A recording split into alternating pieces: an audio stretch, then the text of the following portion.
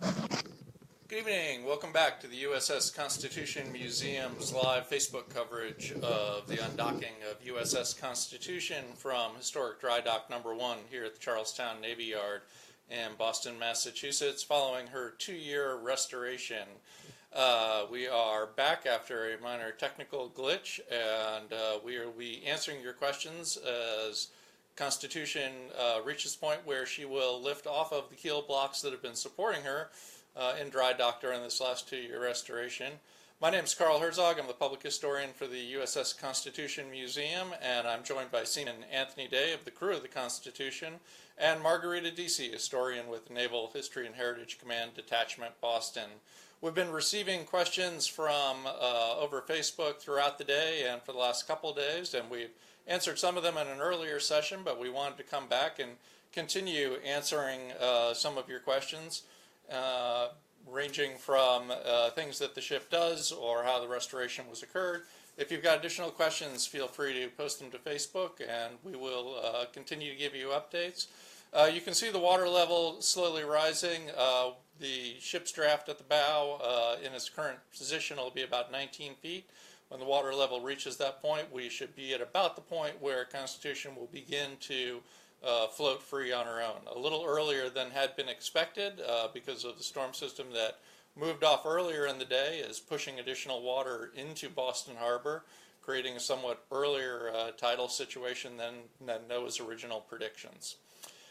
So taking a look back at some of these questions, Margarita, what were people wondering about? So we had a question earlier from a gentleman about how many and how frequently are major restorations done on USS Constitution. And of course, the term major restoration is obviously something that, depending on what time period we're talking about in the ship's history, it can vary widely. But once we've come into the 20th century and now the 21st century, the ship is only dry docked about once every 20 years. The last time Constitution was in dry dock 1 here in the Charlestown Navy Yard was for the 1992-1996 restoration. She was in dry dock for exactly 3 years, from September of 92 to September of 95, and in that particular restoration there was significant structural work that was done on the ship, and also new copper sheathing was applied in the summer of 1995. This dry docking that we are coming to the close of tonight, Constitution has been in the dry dock for 26 months. She entered dry dock on a chilly night on May 18th, 19th, 2015. And one of the things that needed to be worked on in this particular restoration is that we did have to replace about 100 hull planks, most of them above the waterline. We did replace a few hull planks below the waterline. And when I say we, I don't mean myself personally. I'm the historian with the ship, and I document the restorations. But the crew that I work with, the Naval History and Heritage Command Detachment, Boston, we are civilian men and women who are employed by the United States Navy specifically to preserve and restore USS Constitution. And one of the big projects after replacing 100 hull planks was to replace the 1995 copper that was on the bottom of the ship. So the copper put on in 1995 was removed, and 2,200 new sheets of copper were put on, and we had great help from the crew of USS Constitution this time around with the recoppering of the ship itself. Constitution has gone through many rebuilds and refits, and now, as we call them, restorations. And remember, the ship is made of wood, and although she's made of white oak and live oak, which is very rot resistant, the wood will rot after a period of time, and especially when she had an active battle career. After every one of her major battles in the War of 1812, she was brought back here to Boston for significant repairs and rebuilds, and then sent back out again during those war years from 1812 to 1815. So she's undergone a lot of work.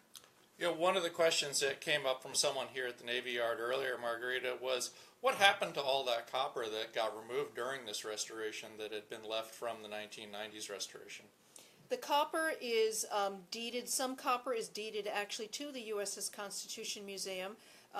It's a very specific partnership between the United States Navy and the USS Constitution Museum here in the Charlestown Navy Yard.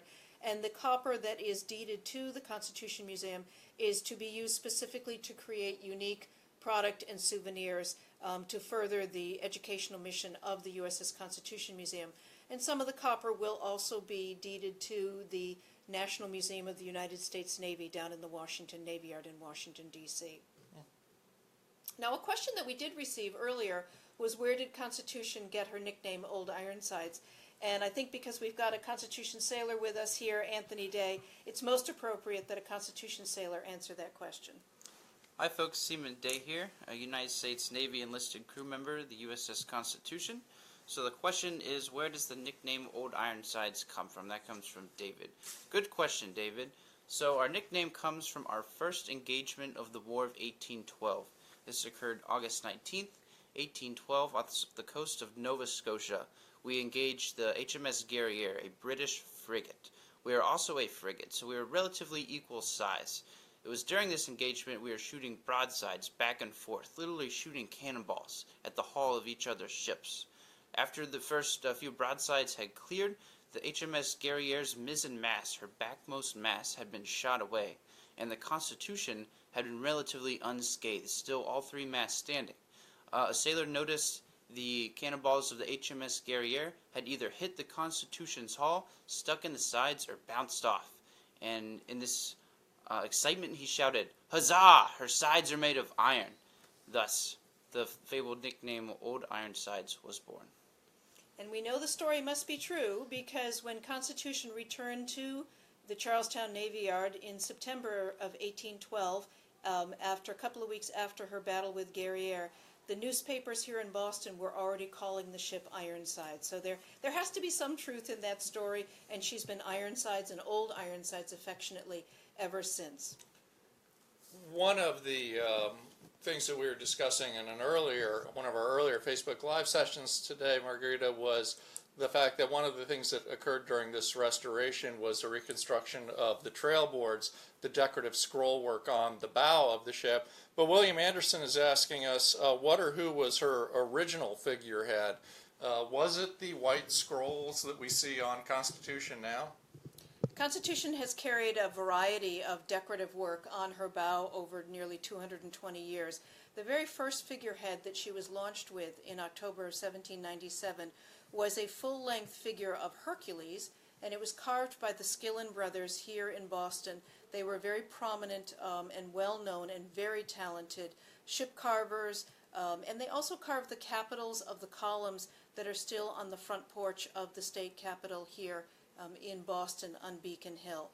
So they were very, very prominent, very talented, and Hercules was probably about 9 feet tall. Constitution is that big that when you put a human figure and you need to scale it to the size of Constitution, that human figure is going to be about 9 feet tall. So imagine this very large figure of Hercules with his lion's skin clothing on him, and he had one hand outstretched. His right arm was outstretched, and in the right hand of that arm that was outstretched, he carried and carved, of course this is all carved in wood, a scroll, and the scroll in Hercules' hand was intended to represent the document for which the ship Constitution is named. So he is holding the scroll of the Constitution of the United States of America. Hercules did not last very long. He unfortunately suffered tremendously in a head-on collision when USS Constitution and USS President collided in the Mediterranean during the Barbary War period of time in 1804, and Hercules was actually completely destroyed in the collision. He was, what bits and pieces were left were removed, and a billet head. If you're looking at our video right now, you can see on the bow of Constitution where we have the intricate carved trail boards that go down the front of the ship. If you look up at the top of those trail boards, you see a carved kind of fiddlehead scroll looking decoration. That's the kind of decoration that would have been aboard Constitution from the Barbary War period through the War of 1812, actually even into the 1820s. Not the same one from the Barbary War, but a couple of different ones were replaced. And then in 1833-34, the first Andrew Jackson figurehead was put on board. There was a second Andrew Jackson figurehead, and then basically from the 1850s on, she carried, 1870s on, she carried these kind of billet head scrolls that you see. Most of her decoration on her bow today is actually replicated from the 1876 rebuild in Philadelphia. So someday we may actually have a little bit more of the War of 1812 look to her bow, but right now this is a beautifully carved billet head that was carved in 1978, And as Carl mentioned earlier, the trail boards that you see that go down the sides of the bow, and the red, white, and blue shield that terminates the lower end of the trail boards there. This is all the 1870 look to the bow of the ship. And as you're looking at the bow of the ship, you might notice that right under the billet head, that carved fiddlehead scroll at the top of above the trail boards there is a white horizontal bar that you can see in our visual.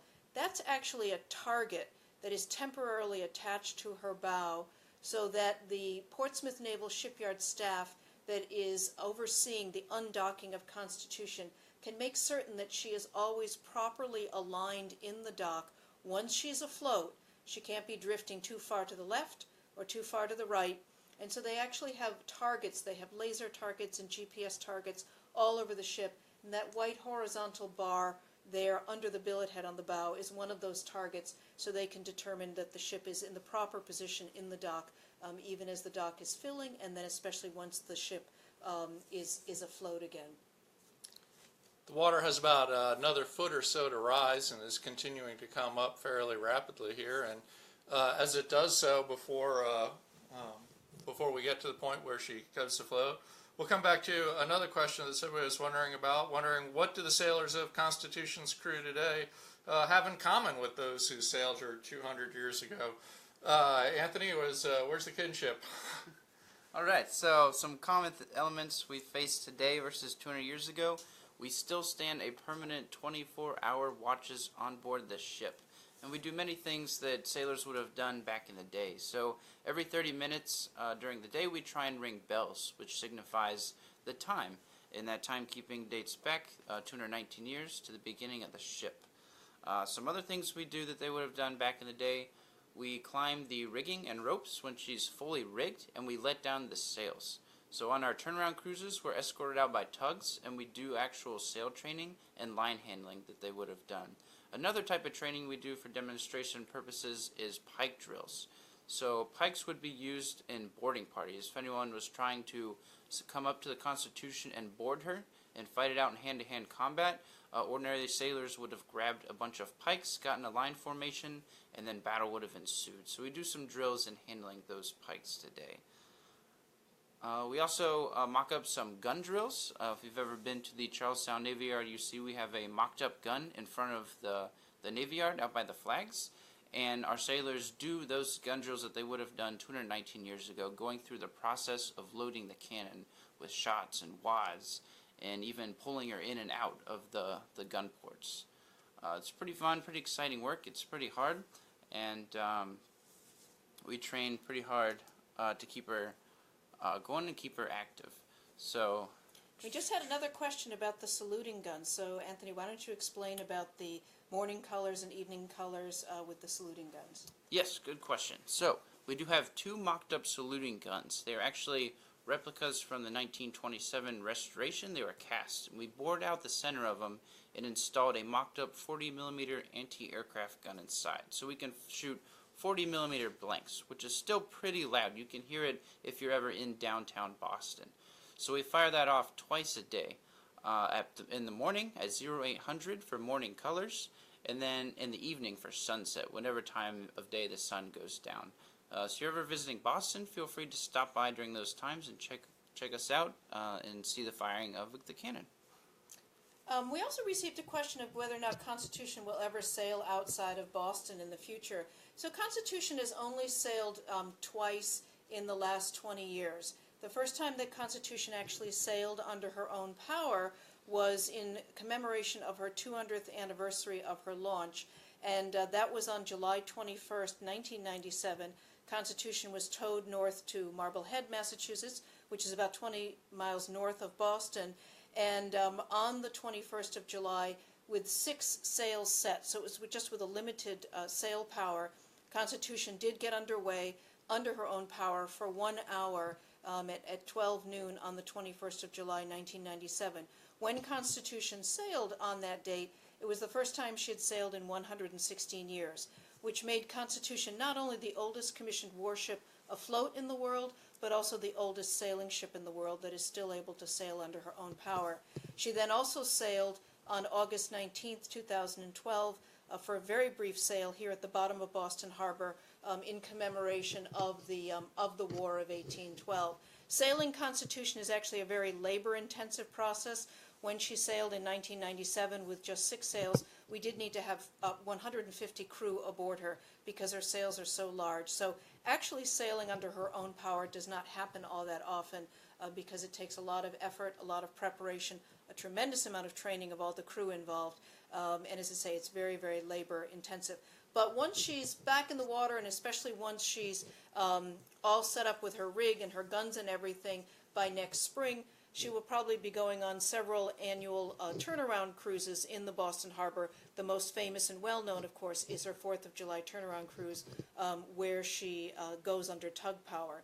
And then people are asking about what time Constitution will come out of dry dock, and so we've been looking at our schedule, and Carl? Yeah, so we've been waiting. People are wondering why this is all happening so late at night. We are looking at the highest tide of the month tonight with a full moon, and Constitution's expected to slide out of dry dock 1 at around 11:30 tonight. And before that happens, of course, the caisson, the large floating gate that you can see in yellow behind the ship, will have to be unballasted and removed, and then she'll pull out. We're still looking for that to happen by around 11:30, beginning around 11:30 this evening, and then by midnight she will be alongside her new position at Pier 1, where she'll be sitting for the next couple of months as additional projects get completed and gear and cannons are loaded back on board before she returns back to her regular berth. We're also, obviously, since the ship has been dry for the last 26 months, she is obviously leaking at this point in time, but there are powerful pumps on board. They've already been activated, and so they're already starting to pump water out of her bilge that is naturally seeping through. The planks, the lower planks of the lower hull, will have to take several days before they fully swell up, and all the caulking between the hull planks is all swelled up. But this is typical for a wooden vessel, whether it's a small rowboat or a vessel the size of Constitution. For a vessel to leak like this at this point in time is not unusual at all, and it's what's fully expected, and the crew that's aboard the ship right now has all of the pumping completely under control. We've also received a question about whether or not Constitution ever actually sank an enemy warship in battle. And Constitution had 33 captures in her active career, and her active career is considered to be from 1798 to 1855. And between 1798 and actually 1853, Constitution captured 33 different vessels across different war periods of time. And in fact, her last capture was in 1853, 54, and it was when she was the flagship of the African slave squadron off the west coast of Africa, and she captured a slaver, a vessel that was going to bring enslaved Africans across the Atlantic to this side of the Atlantic here.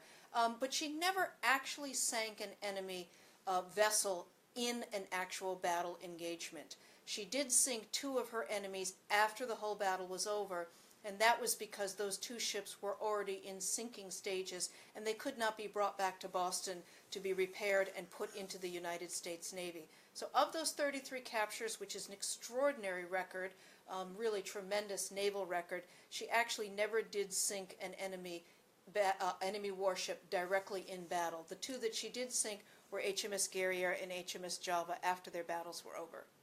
We were talking a little bit about this earlier, Margarita, about why that would be. And, for folks out there who may be less familiar with sort of naval warfare from this time period, if you watch enough pirate movies, ships are sinking left and right all the time.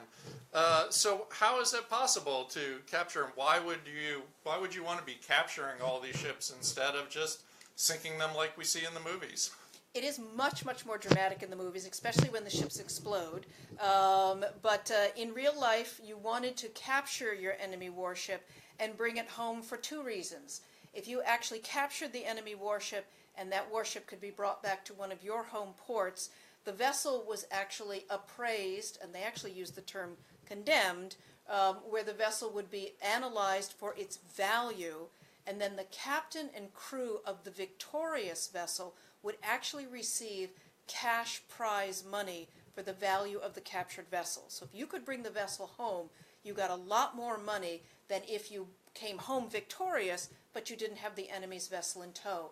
The other thing is, if you bring that enemy vessel home, not only as the victorious captain and crew do you get extra money, but your Navy, if the vessel is in good enough condition or can be repaired well enough, that enemy vessel can actually then be put back into your own Navy, and you basically get essentially a free warship for just the cost of rebuilding it. And Constitution's last War of 1812 battle, which was on February 20th, 1815, against HMS Cyane and HMS Levant, she did capture both of those vessels, but then lost Levant back to a Royal Navy squadron that came after Constitution, but Constitution did get to bring home HMS Cyane, and HMS Cyane was rebuilt, and she became USS Cyane, and actually was used in the United States Navy for several years after that. That's pretty impressive that even that you mentioned the prize money would be shared among captain and crew. So even an ordinary seaman working at the lowest levels of the crew got to actually share in a piece of the action, if it was a word. It's kind of an incentive, actually, for the crew, for men to sign up, especially during an active war period like the War of 1812. I mean, obviously, there's the potential that things could go very terribly wrong, and you might not win, you might lose, men might be captured, men might be injured, and possibly even outright killed. But Constitution happens to be victorious in her 3 War of 1812 engagements, and the men do make a tremendous amount of money. We're talking about, for the captain, it could be several $1,000s. More than your year's salary could be gained at the close of one particular battle. We have also had a question about the type of wood that's been used in the restoration, and we use the same kind of wood today that was used 200 years ago when the ship was being built. The hull planking, which you see that's painted black and white, the exterior hull planking is made of white oak. We do use laminated white oak for Constitution today, because we just need such heavy and large pieces of wood that we actually have the white oak made to scale for us in a facility out in Wisconsin where it's laminated. We do use solid white oak that's been cut from trees in Crane, Indiana, for below the waterline planking. The framing of the ship is live oak that comes from the southeastern United States. The interior, inside hull planking is still white oak. So at the waterline, she's 22 inches thick, and that's kind of what makes up her iron sides that way. One of our other questions that we've had is the skills needed for restoration work. And we actually are very fortunate with the Detachment Boston to have several dozen men and women on the staff of the Detachment Boston who come to us with skills in either ship restoration, boat restoration, or even house carpentry, preservation, and restoration. And these are translatable skills to a vessel even as large a vessel as USS Constitution. So it's really, we're very fortunate in the Detachment Boston to have the men and women who are available to provide the skills that we actually need. So we are hearing some cheers from outside, although the water level doesn't look like it's quite up to what we anticipated the draft to be. It appears that Constitution may in fact be afloat at this point, having ever slightly lifted off of her keel blocks at about 9:45, just a few minutes ahead of schedule. So the ship is, we believe, now afloat. So this is very exciting. Remember, the last time the ship was in dry dock was over 20 years ago, 1992 to 1995. And this dry docking is really kind of once every generation. So here we are coming to the conclusion of Constitution's first 21st century dry docking. The dry dock that she is sitting in, we are looking at a live Facebook feed of Dry Dock 1 in the Charlestown Navy Yard in Boston, Massachusetts. And Dry Dock 1 here in the Charlestown Navy Yard is the second oldest operational dry dock, naval dry dock in the United States. The oldest operational naval dry dock is the twin, essentially, of this dock that was built in Gosport, Virginia, essentially the Newport News Naval Shipyard today. They were built at the same time, between 1827 and 1833. The dry dock in Virginia actually opened 7 days earlier than the dry dock here in Charlestown. It opened on June 17th, 1833. The dry dock that we're looking at here in the Charlestown Navy Yard opened on June 24th, 1833. And Anthony, what was the very first ship to ever enter Dry Dock 1 here in the Charlestown Navy Yard? Why, Miss Margarita, you're staring at her. The USS Constitution. Yes, that is our favorite trick question that we have here. So interestingly, this dock was not purpose-built for USS Constitution, but because Constitution was here in the Charlestown Navy Yard in the late 1820s, 1830s, waiting for a rebuild, they decided to hold Constitution's rebuild until this dry dock was finished. And so on June 24th at 5:30 in the morning in 1833, with the former commander of USS Constitution, Isaac Hull, on the quarterdeck, Constitution was brought into Dry Dock 1 here in the Charlestown Navy Yard. And since Constitution returned to Boston to be essentially permanently on display here in the Charlestown Navy Yard, she was returned here in 1897.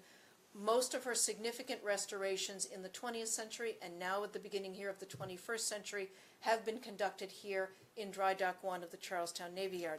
One of the wonderful aspects for us for being at this location is that the history doesn't even end with the dry docking or the Charlestown Navy Yard.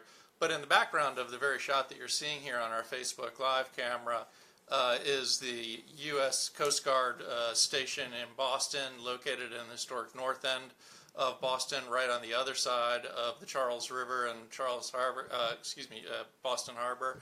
And it is at the location of that Coast Guard station that Hart Shipyard, where Constitution was actually constructed and originally launched in 1797.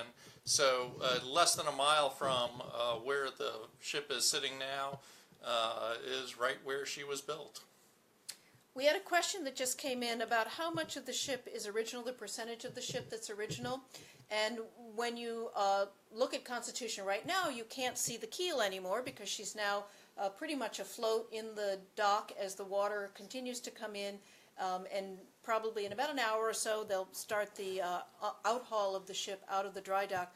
But we basically have about 8 to 12% of the ship that is original to her building period, and the building period is from 1794 to 1797. And when you realize that Constitution will turn 220 years old this year on October 21st, 2017, to still have 8 to 12% of the ship original to the building period is actually quite remarkable. And it is the keel, the floor timbers coming up from the keel, which start the framing of the ship, and about 13 strakes of exterior hull planking. Those date from that 1794 to 1797 period. Constitution has been rebuilt many, many, many times. She actually received her first refit and rebuilding just 6 years after she was launched. When you realize how long her active career was, her heavy active career was from 1798 to the mid-1850s, but the Navy did continue to find uses for the ship throughout the rest of the 19th century, and she last actively sailed for the United States in 1881. So that would bring to a close her first 2 centuries of service, and she wouldn't sail again until 1997 when she sailed in commemoration of her 200th anniversary there.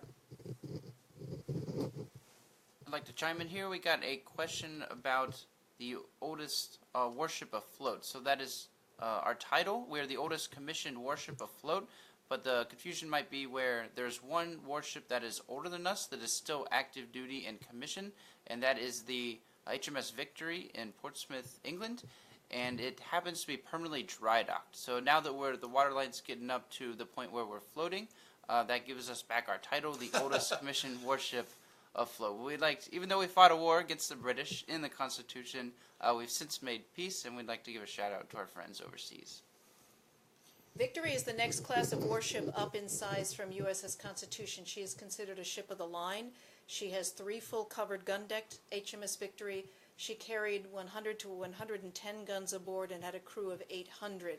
And ships of the line would be lined up literally in battle formation and blast away at each other, enemy to enemy, frigates, the class of warship that USS Constitution is considered, she has one covered gun deck. That's that white gun stripe that you see going down the sides of the ship. That's where Constitution's main battery would be in the War of 1812. That's where her 24-pound long guns would be stationed. She had at least 30 of those on board, each one of those long guns firing a solid 24-pound shot. Frigates were designed to be fast, maneuverable, and in Constitution and the other 5 frigates of the original United States Navy, they were overly built. They were heavily built so that they could carry the heaviest firepower possible on board. And so we have a frigate, Constitution, that was rated to carry 44 guns, but she, in fact, for the War of 1812, carried at least 52 most of the time.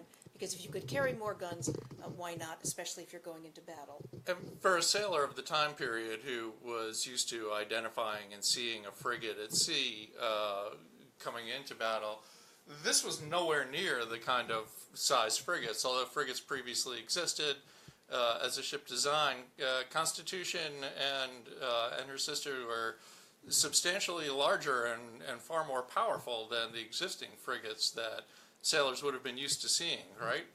Yes, in fact, during the War of 1812, British newspapers accused the United States Navy of disguising small ships of the line by calling them frigates and sailing these disguised ships of the line against the British frigates in the War of 1812. But Constitution is the frigate class, which if you break down the definition of a frigate, you need to be a ship by rig, which means you have 3 masts, the foremast in the front, the mainmast in the center of the ship, the mizzenmast in the stern, and all 3 of those vertical masts have horizontal yards on them from which square sails would hang, so it makes her a ship by rig, and then by having one covered gun deck with your ship rig and one covered gun deck, which Constitution has, that's where her white gun stripe is, that makes her a frigate by class. A ship of the line is a ship by rig, so a similar rig to Constitution, but 2 or more covered gun decks. So they just carried much, much greater firepower, but ships of the line were not maneuverable, they were not swift, they were very big, ponderous, almost really like floating fortresses, and they were intended to sail in battle formation to blast away at their opponents. We did have a question, because someone had very keen ears as we were talking about wood on board Constitution earlier, about wood coming from Wisconsin. So the laminated white oak that we use today for hull planking and decking aboard Constitution is actually made for the Naval History and Heritage Command Detachment Boston USS Constitution restorations at Sentinel Structures in Peshtigo or Pashtigo, I'm not certain where the accent goes, in Wisconsin. So we do actually receive laminated white oak that is made for us by Dimension from Wisconsin. Our solid white oak that we received for this restoration actually came from the Naval Warfare Center in Crane, Indiana. They have a managed forest there of over 53,000 acres at Crane, Indiana. And there are 150 white oak trees that were set aside for USS Constitution in 1976. And for this 2015 to 2017 restoration, 25 of those white oak trees were cut and delivered to USS Constitution to be used for hull planking, to be used for bow rebuild, and for stern rebuild on the ship itself. We had a question earlier about whether or not the restoration was completed with period materials, and Margarita, it sounds like from what you're describing there is period materials in the sense that white oak was originally used on a lot of the piking, but you mentioned laminates. Can you explain for people who may not know, what are we actually manufacturing when you say you got laminate white oak? Constitution is a very, very large vessel. If you've not had the opportunity to visit her, her water line is 175 feet long. And as you're looking at the image here on your screen or your phone, the water line is the top of that red stripe that you can see where the black painted portion of the hull meets that red bottom paint portion of the copper. That's the water line. And right there, Constitution is 175 feet in length. And if you go from the billet head, the carved scroll work on the bow, to the railing at the back of the ship, she's about 205, 207 feet long. So she's a very large vessel. some of the hull planks that were being replaced on Constitution in this restoration were very large. We had one at least 45 feet long, just one plank single alone. plank. One single plank was 45 feet long.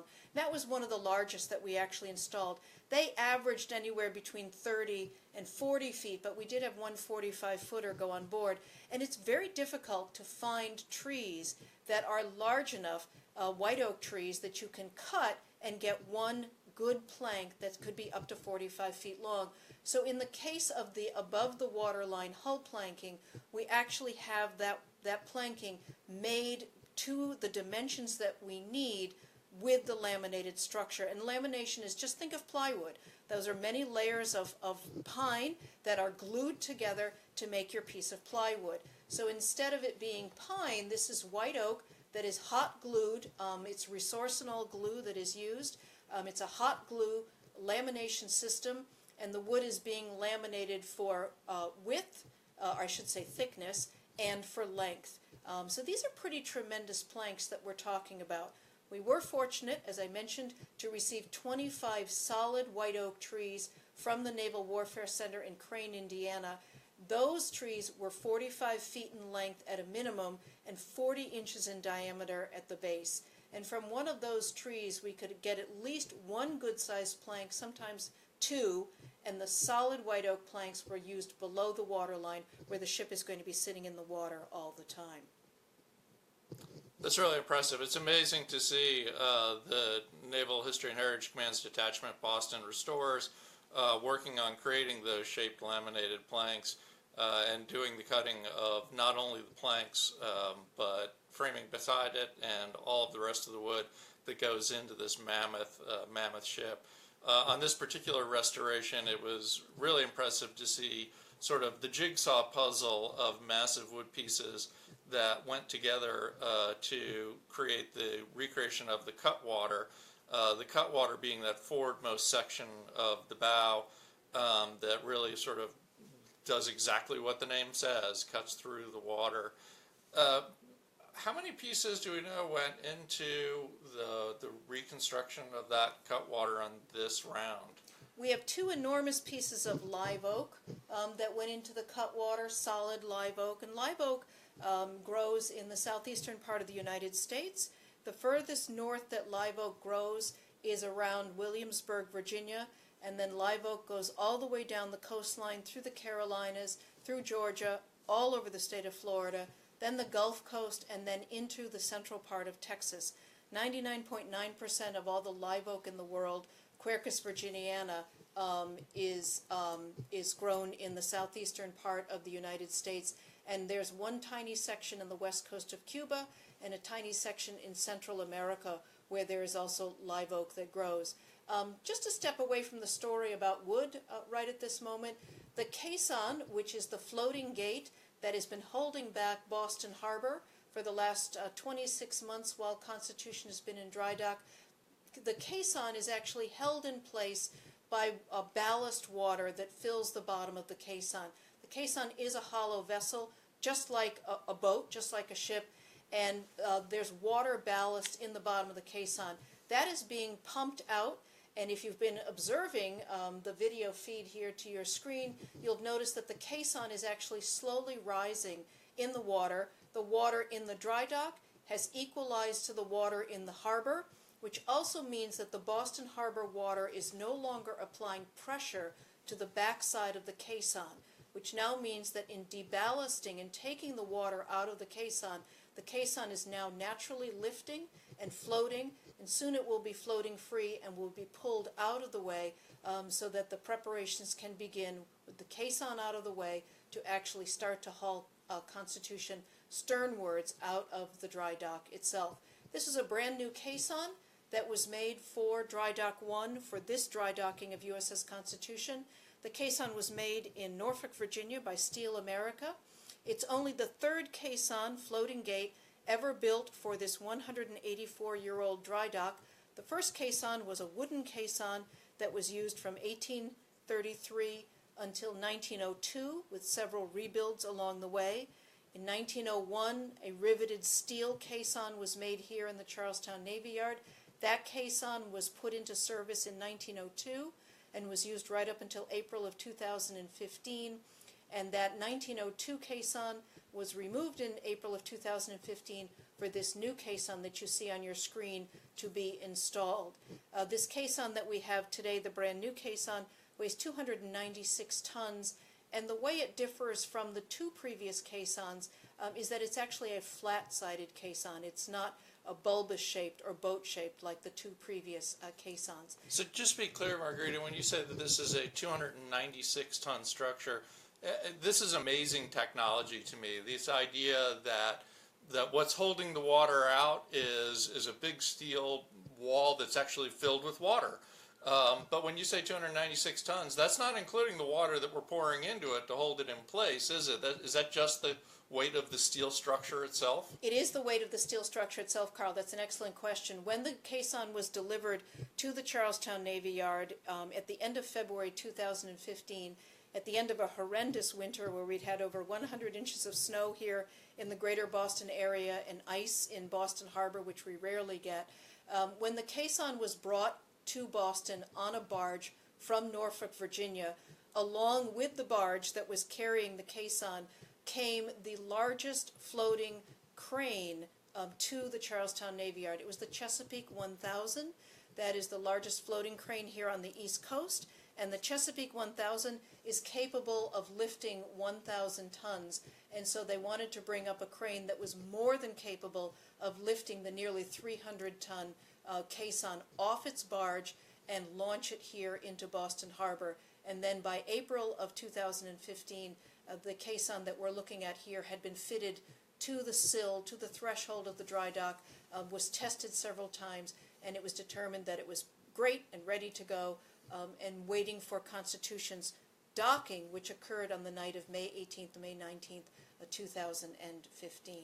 You know, as we're watching the Facebook feed here, I'm seeing that the first of the whale shores, the large beams that have been holding Constitution in position laterally in the dry dock, are starting to fall away, suggesting that she is not only afloat but continuing to rise with the rising tide, making those support struts no longer necessary, and they're falling out into the water, coming off on their own, and will soon be pulled away and pulled parallel to the sides of the dry dock.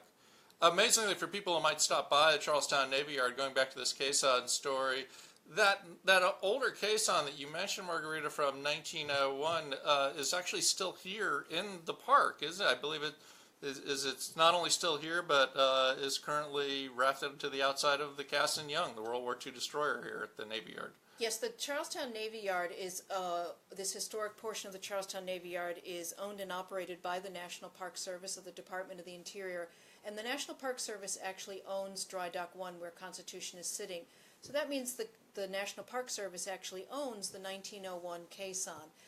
And so as Carl just mentioned, that caisson is still here with us. It has been rafted to the starboard side of USS Cass and Young, which is over on the west side of Pier 1, and Cass and Young is open for the summer for tours. So come down to see the World War II Fletcher-class destroyer. So yes, we do still have that caisson available to us here in the dry dock itself. And to go back to what Carl was mentioning about the whale shores, these enormous wooden struts that have been helping to hold Constitution in place in the dry dock, they're called whale shores, and whale is W-A-L-E, so not like the mammal that swims through the ocean. The reason they're called whale shores is where you see these enormous wooden props propped up to leaning up against the ship and holding the ship in place. That's some of the thickest planking right at the waterline, and that planking there is called the whales, W-A-L-E-S, because it's the thickest, heaviest, most durable planking right at the waterline that if you're a warship, you don't want to be hit at the whales, be hit at the waterline, and spring a leak and start taking on water during a battle period of time there. We also have questions asking us about the, when I mentioned the hull planks earlier, the hull planks themselves, of course, are swelling up, and they are preventing as they swell up. That will impede water leaking into the vessel. But between all of the hull planks on the ship, whether it's above the waterline or below the waterline, but especially below the waterline, we had all new caulking placed between the hull planks below the waterline. And the caulking is both white cotton batting that can swell quite easily. A couple of layers of cotton batting is actually packed tightly in the very inside of the seams between the hull planks, and then a couple of layers of tarred hemp, or oakum as it's known, were packed on top of the cotton batting. And then 200 years ago, you would have used tar to seal the top of the seam on the hull plank. We don't use tar anymore today. We actually use a rubberized marine sealant to close those seams up. But it'll be the combination of the swelling of the white oak planks and the swelling of the cotton and the oakum caulking between the planks that will eventually render the ship watertight. So that will take several weeks, and there'll be pumping that will be going on in the ship 24 hours a day, 7 days a week, for the next week or two until the trickle of the water slows down considerably on Constitution. So you've seen a series of the whale shores here on the starboard side of Constitution. Another one just dropped away. As each one of those whale shores naturally drops away as the ship really becomes afloat, and the water continues to rise in the dry dock, as Carl mentioned, those whale shores have lines attached to them at the top and bottom of the shore, and they will be pulled along parallel to the side of the dry dock so that when Constitution is afloat and she gets ready to be moved out of the dry dock, there will be no obstructions in the dock that can impede her removal of the dock or damage her in any way. If you're just joining us now, Constitution is afloat again. My name is Carl Herzog. I'm the public historian for the USS Constitution Museum. And you're listening to Margarita Deasy, the historian for the Naval History and Heritage Command Detachment Boston, who has conducted the bulk of the restoration work on USS Constitution over the last 2 years. Also with us is Seaman Anthony Day of the crew of the USS Constitution. And we are watching, as Margarita just said, the whale shores begin to fall away. The caisson is rising up as the water is pumped out of that. And the ship is not by itself, is it, Anthony? I believe you have crew on board right now. That's right, Carl. We have about 20-some crew members aboard actively participating in the restoration process and coming out of the dry dock. They're all wearing fire retardant coveralls, and a majority of them are below decks watching that water leak in as the hull plankings begin to swell up. So they're operating a series of pumps. You might see the water coming out of the side of the ship. This is a very lengthy process, and it's going to continue for about 3 weeks, looking into the future. Also, we're getting a lot of questions about where are the cannons now. Well, currently they're on the shore. We've restored, repainted the carriages and the cannons themselves. So we're going to begin to load those back on for about another month, and that's going to kind of allow Constitution to sink down in the water. We're going to continue to monitor those pumps 24/7 with about 4 members aboard, members of our civilian crew here, and active duty sailors on board monitoring those pumps. We won't reopen until about Labor Day. So we'll be rigged back up, maybe have a few yards on her and her guns back on when you come check her out in the water. But the crew of Constitution will be providing interpretation, historic interpretation, along the dock side of Constitution. So please do come to the Charlestown Navy Yard, see Constitution back in the water, and have the opportunity to have a one-on-one conversation with the crew of the ship who know a tremendous amount about the history of the vessel and can speak to their modern life as a Navy sailor, but being stationed with a 220-year-old warship, which is pretty exciting. We've had a question about Dry Dock 1 and whether or not it will be emptied. So obviously the dry dock is flooded tonight so that Constitution can leave the dry dock. The dry dock will remain flooded for a period of time over the next week or so, but eventually the caisson will be put back on the dock and the dock will be pumped down and emptied. It's the dry dock, the bulk of the dry dock 1 here in the Charlestown Navy Yard, is actually made of cut, dressed granite blocks that came from Quincy, Massachusetts, and it's actually not good for the granite to remain submerged in the salt water for too long a period of time. The salt water will actually eat away at the granite. So when the dock, even if there's no vessel in the dock at all, you should leave it empty, especially if you want to maintain the watertight integrity of the dry dock. By the time the Charlestown Navy Yard, which began in 1800, by the time the Charlestown Navy Yard officially closed as a United States Navy Yard, which was in 1974, there were 5 dry docks connected to the Charlestown Navy Yard.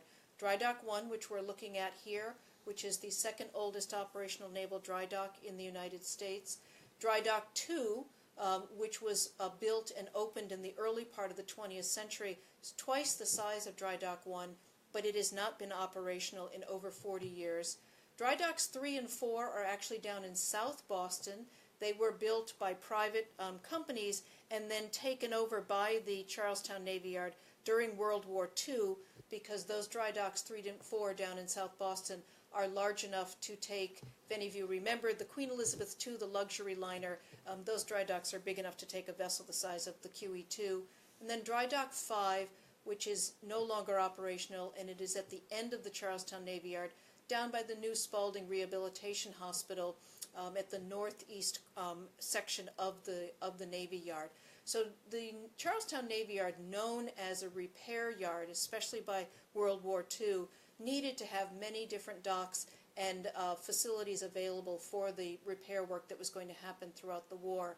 You can probably see that a tug is moving up behind the caisson right now, so we're getting close to the time where the caisson itself will be swung out from the threshold of the dry dock. The caisson will actually be tugged around to a ferry terminal off the end of Dry Dock 1, and that's where the caisson will sit for the duration of the undocking of Constitution. Once Constitution is out of the dock and safely tied up at her berth here just outside the dry dock at Pier 1 East, then the caisson will be brought back and berthed opposite Constitution, but the caisson will still be floating in the water. The caisson will not be put on the dry dock tonight at this point in time. Constitution was rated to carry 44 guns, but she carried, as we mentioned earlier in the War of 1812, up to 52 guns. The guns on her upper deck, or spar deck as it's known, were 32-pound carronade that could shoot a solid 32-pound shot, and the main battery, which was on the gun deck where the white gun stripe is, were 24-pound long guns, and they could shoot a solid 24-pound shot. Margarita, coming back to the dry dock, you were mentioning the number of dry docks here at Navy Yard. Someone was asking me earlier tonight about that Quincy granite, and is the granite that's in Dry Dock 1 the original structure from 1833, or was this dry dock expanded and rehabbed at some point, or? So the dry dock has actually been expanded twice in its 184-year career. The original dock was around 350 feet long, and then it was expanded in the mid to late part of the 19th century. And what they did at that point in time was they actually expanded the dock by enlarging the head or the front of the dock. So if you're looking at this image of Constitution, the head of the dry dock is to the top or above Constitution's bow. So they basically dug into the land and pushed the dock out in that fashion. So they actually needed to have more granite blocks cut to enlarge the dock. And then the dock was enlarged in the 20th century around World War II. And the modern, as we call it today, the modern end of the dry dock is the end where the caisson is today. And that is all poured concrete, reinforced concrete with rebar. And that end of the dry dock was actually rebuilt with new concrete poured in the summer of 2014. And that rebuilding of the concrete end of the dry dock, which is where the caisson is, was done intentionally so that the new caisson would fit in 2015 when it was brought and installed. So today the dry dock is 415 feet in overall length, and the dry dock today can hold 4.8 million gallons of water. Well, we can see the tug pulling up to the caisson behind us now, and the ship is afloat at this point, and we are waiting for the caisson to pull away. Anthony Day is here as well with us too, watching. He knows that his fellow crewmen are on board, waiting to pull out. For crew who are on Constitution, how long do your crew? People were asking earlier because of the difference in sort of the skills required on Constitution versus probably the kind of Navy job that you thought you were signing up for when you joined the Navy. How does that change around, and what happens for you guys who are on board? So that's a good job, Carl.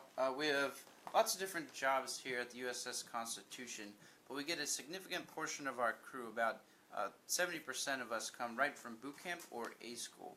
We immediately come here and we're not kind of working in our Navy jobs, or our rates as we like to say.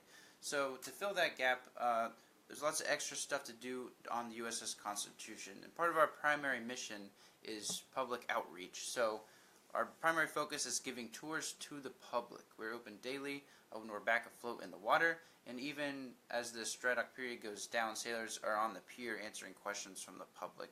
So there's a lot of history training, as you might imagine.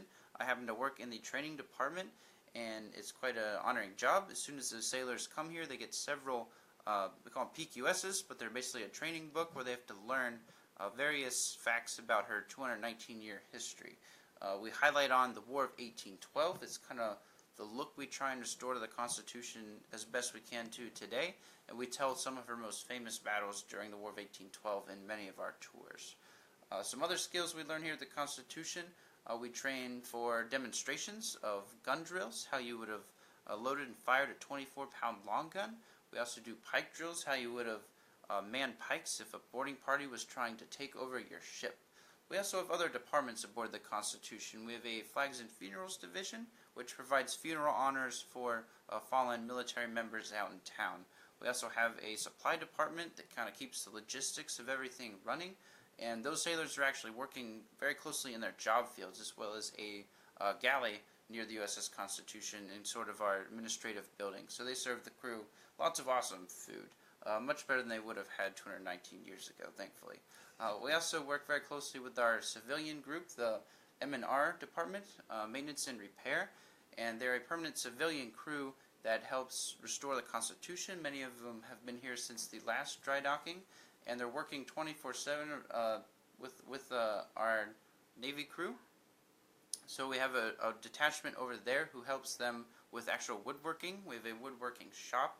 We create lots of awards and honors to present to high-ranking guests and dignitaries that come and visit the Constitution.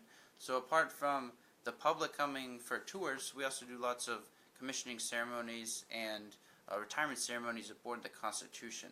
Every fall, we also invite all the Chief Petty Officer Selects to the Constitution for Heritage Training, where we teach them kind of the origins of the United States Navy and the Constitution. They run through similar stuff to what you might have done 219 years ago. We take them out in small gig boats, and we do a race out in the harbor, as well as training them on line handling.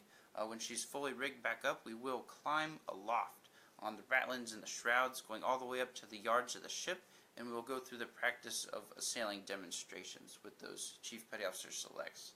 It's a pretty special honor to serve here aboard the USS Constitution, and it's kind of a short 2-year break before you actually go out to your Navy career for sailors like me coming from boot camp, and it's also an honor for our sailors serving aboard that returned from the fleet. We have a really good time here. It's very fun command, interacting with the public, and that's about all I got. You know, that raises a question. You mentioned such a different sort of experience in terms of the things that you're doing, the kind of expectations that they have for you. How do you get this gig? Good question. So, a sailor like me, I enlisted in the Navy, and I went to boot camp up in Great Lakes, Chicago. Now, during my boot camp experience, we were divided up into divisions. And one day, they came to our division and said, look at these jobs that sailors are qualified for. We need these jobs to go to a special interview.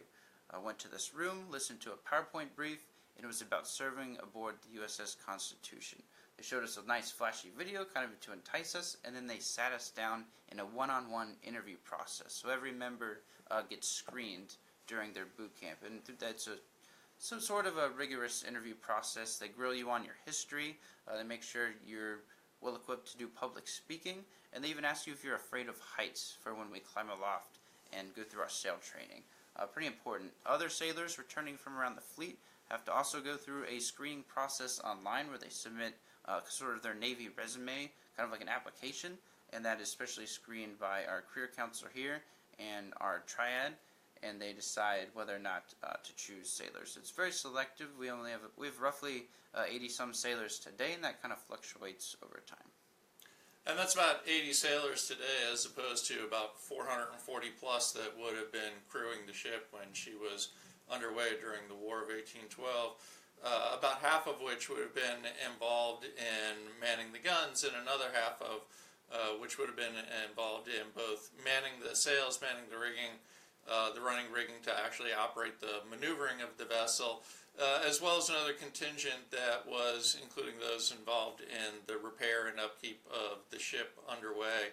We've had a couple of questions about the rigging tonight. People wondering whether or not the modern rigging is still of natural materials or whether that's been replaced. A great deal of the rigging for the ship was starting to be replaced by Naval History and Heritage Command Detachment Boston professional riggers during this last 2-year restoration. But this isn't natural material that would have been found on board the ship 100 years ago, is it? No, so we don't use our original hemp line, which was a very strong fiber back then and easily harvested in all the various farms around the country. But today, with the advent of oil and the modern industrial age, we actually have a synthetic fiber, which is very tightly spun and lasts a little bit longer. So we're getting some cheers here from the crowd. If you take a look behind the ship, they're pulling away the caisson, or the floating gate, that has held back the sea wall for the past 2 years. It's a pretty special moment in Constitution history. We can only guess that she is afloat again, and pulling back this caisson is also pretty neat because since I've been here about a year, it's been in place holding back that water. You haven't seen this yet, have you? That's correct. I've yet to see this. So the tugboat will pull the caisson, move it over to the outer end of the pier, taking a few minutes. It'll stay right alongside momentarily, but now the water of Boston Harbor and the water inside the dry dock are one. And pretty soon that tug will move out of position, another one will come in. There are line handlers, as you can see, running both port and starboard on either side of Constitution out to the edges of the dry dock. There will be there's a towing bridle attached to the stern of the ship that will connect up to a tug out in the harbor, and she'll actually be pulled straight back, straight astern out of the dry dock. At the bow, you can see another bridle coming out of the hawse pipes. Those are the holes that would normally carry the ship's anchor chain leading down to a float in the water. That's connected to another line that runs forward to a very large capstan at the head of the dry dock. So they'll be guiding in that and controlling the flow of the bow. As Margarita mentioned earlier, up on the bow, right underneath the billet head, is one of several laser-guided targets that'll measure the motion of the vessel side to side as well as fore and aft, so they can keep exactly detailed position of it. The blocks that were supporting Constitution under her keel, but also under the side of the hull, although she has floated free of them, those side blocks, the upper top of those side blocks, are on sliding rails and are now going to be pulled back out of the way to ensure that there's absolutely nothing obstructing the hull from cleanly coming out of the dry dock. So if I could just chime in here. So you might be looking at the decks wondering kind of what our crew is doing today. So we have a crew of about 80 sailors. Most of them are here participating in this evolution. However, that's not quite enough to sort of run things, and we don't undock Constitution every day, so we don't have the proper training, which is why we invited our friends from Portsmouth Naval Shipyard to come out and assist us and kind of preside over the undocking process. They're the ones actually handling the physical lines, and then we kind of got our extra crew just for some extra muscle power in the background. So the various lines attached to the side of the ship, kind of holding her side to side so we don't bump into anything as we pull out of the gate. We also don't have any masts or any the yards attached to the mast right now, any sails. So even if we did, we didn't quite have favorable wind to back out. So you see a tugboat in the background there, and it's actually going to slowly and safely pull us out of the water. What you also might not be able to see is our Portsmouth Navy friends, divers, who are down in the water, kind of keeping an eye on how she's doing underneath, if she's not bumping into the dry dock, if she's in level place to come out. So that's pretty special. We also have a bunch of sailors on board below decks monitoring a series of pumps. So as the water kind of seeps in the sides of the fresh hull plankings, it's going to swell them up. And there's a process that could take up to 3 weeks to swell these hull plankings and before she's at a steady kind of pace. So there's lots of water being taken on board, and at various times throughout the night you'll see it being pumped out the sides, but it's all completely normal. And we now can see the rear of the tug pushing the caisson slowly out of the way. The vessel is getting ready, floated completely free, and just about, if you look right down at the bow over to the right side of your screen, you can actually see the bubbles from the Navy divers, Portsmouth Navy divers who are down watching every detail. Up there, the divers right around at the bow.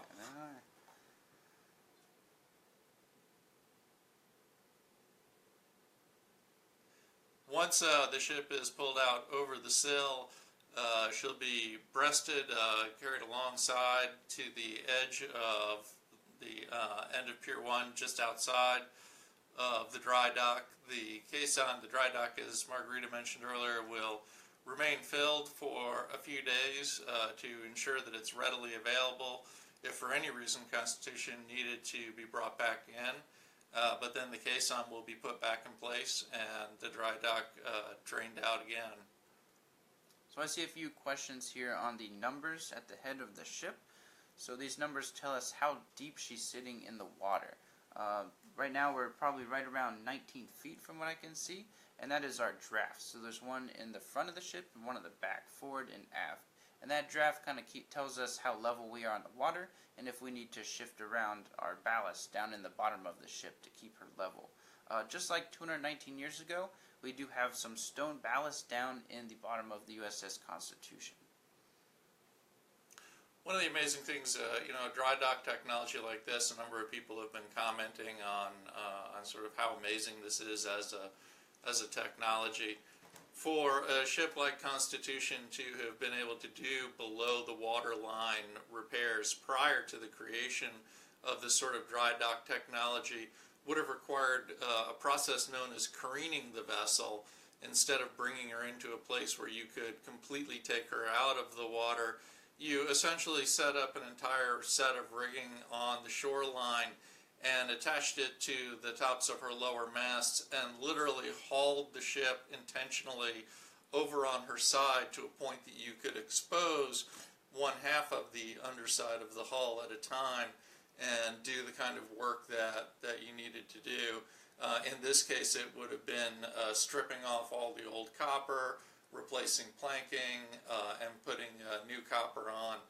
Trying to do all that labor on one half of the ship at a time, having it hauled over on its side, was not only much more dangerous for both workers, but also for the ship because of the strains that would have been placed on both the hull and the rigging of having that much force applied to physically haul the ship over on its side.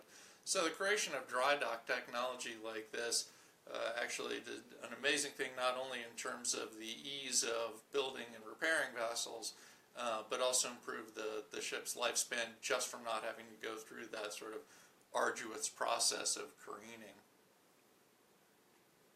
So we're getting a lot of questions mentioning how and all this is about the history of the USS Constitution. This is a very big moment. It's our first dry docking in the 21st century, and she's finally restored and able to float on her own again with nice fresh hull plankings. So let's just dive into a little about the history. How about that, Carl? Yeah. Alright, so Constitution's origins go way back when, to the creation of the Navy. So during the Revolutionary War, we did technically have a Navy called the Continental Navy. Now, at the end of the Revolution, we couldn't afford to keep the Continental Navy around, and we honestly weren't even trying to. We're trying to sort of sell off our Navy and not become a dominant empire like the British. We couldn't afford to keep around most of our ships. We ended up selling them off, just converting them to merchant ships. Very easy to do back then. The problem with this is we still have a massive amount of merchant ships traveling all over the Atlantic, down in the Caribbean.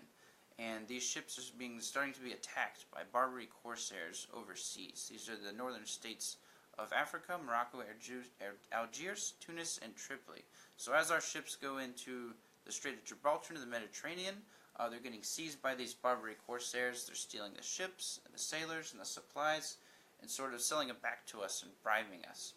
We paid off these bribes for a number of years, and it just became too cumbersome and really affecting the early American economy and our ability to trade overseas. So George Washington himself signed the Act to provide a naval armament in 1794, which allowed for the manning, building, and construction of 6 original frigates of the United States Navy.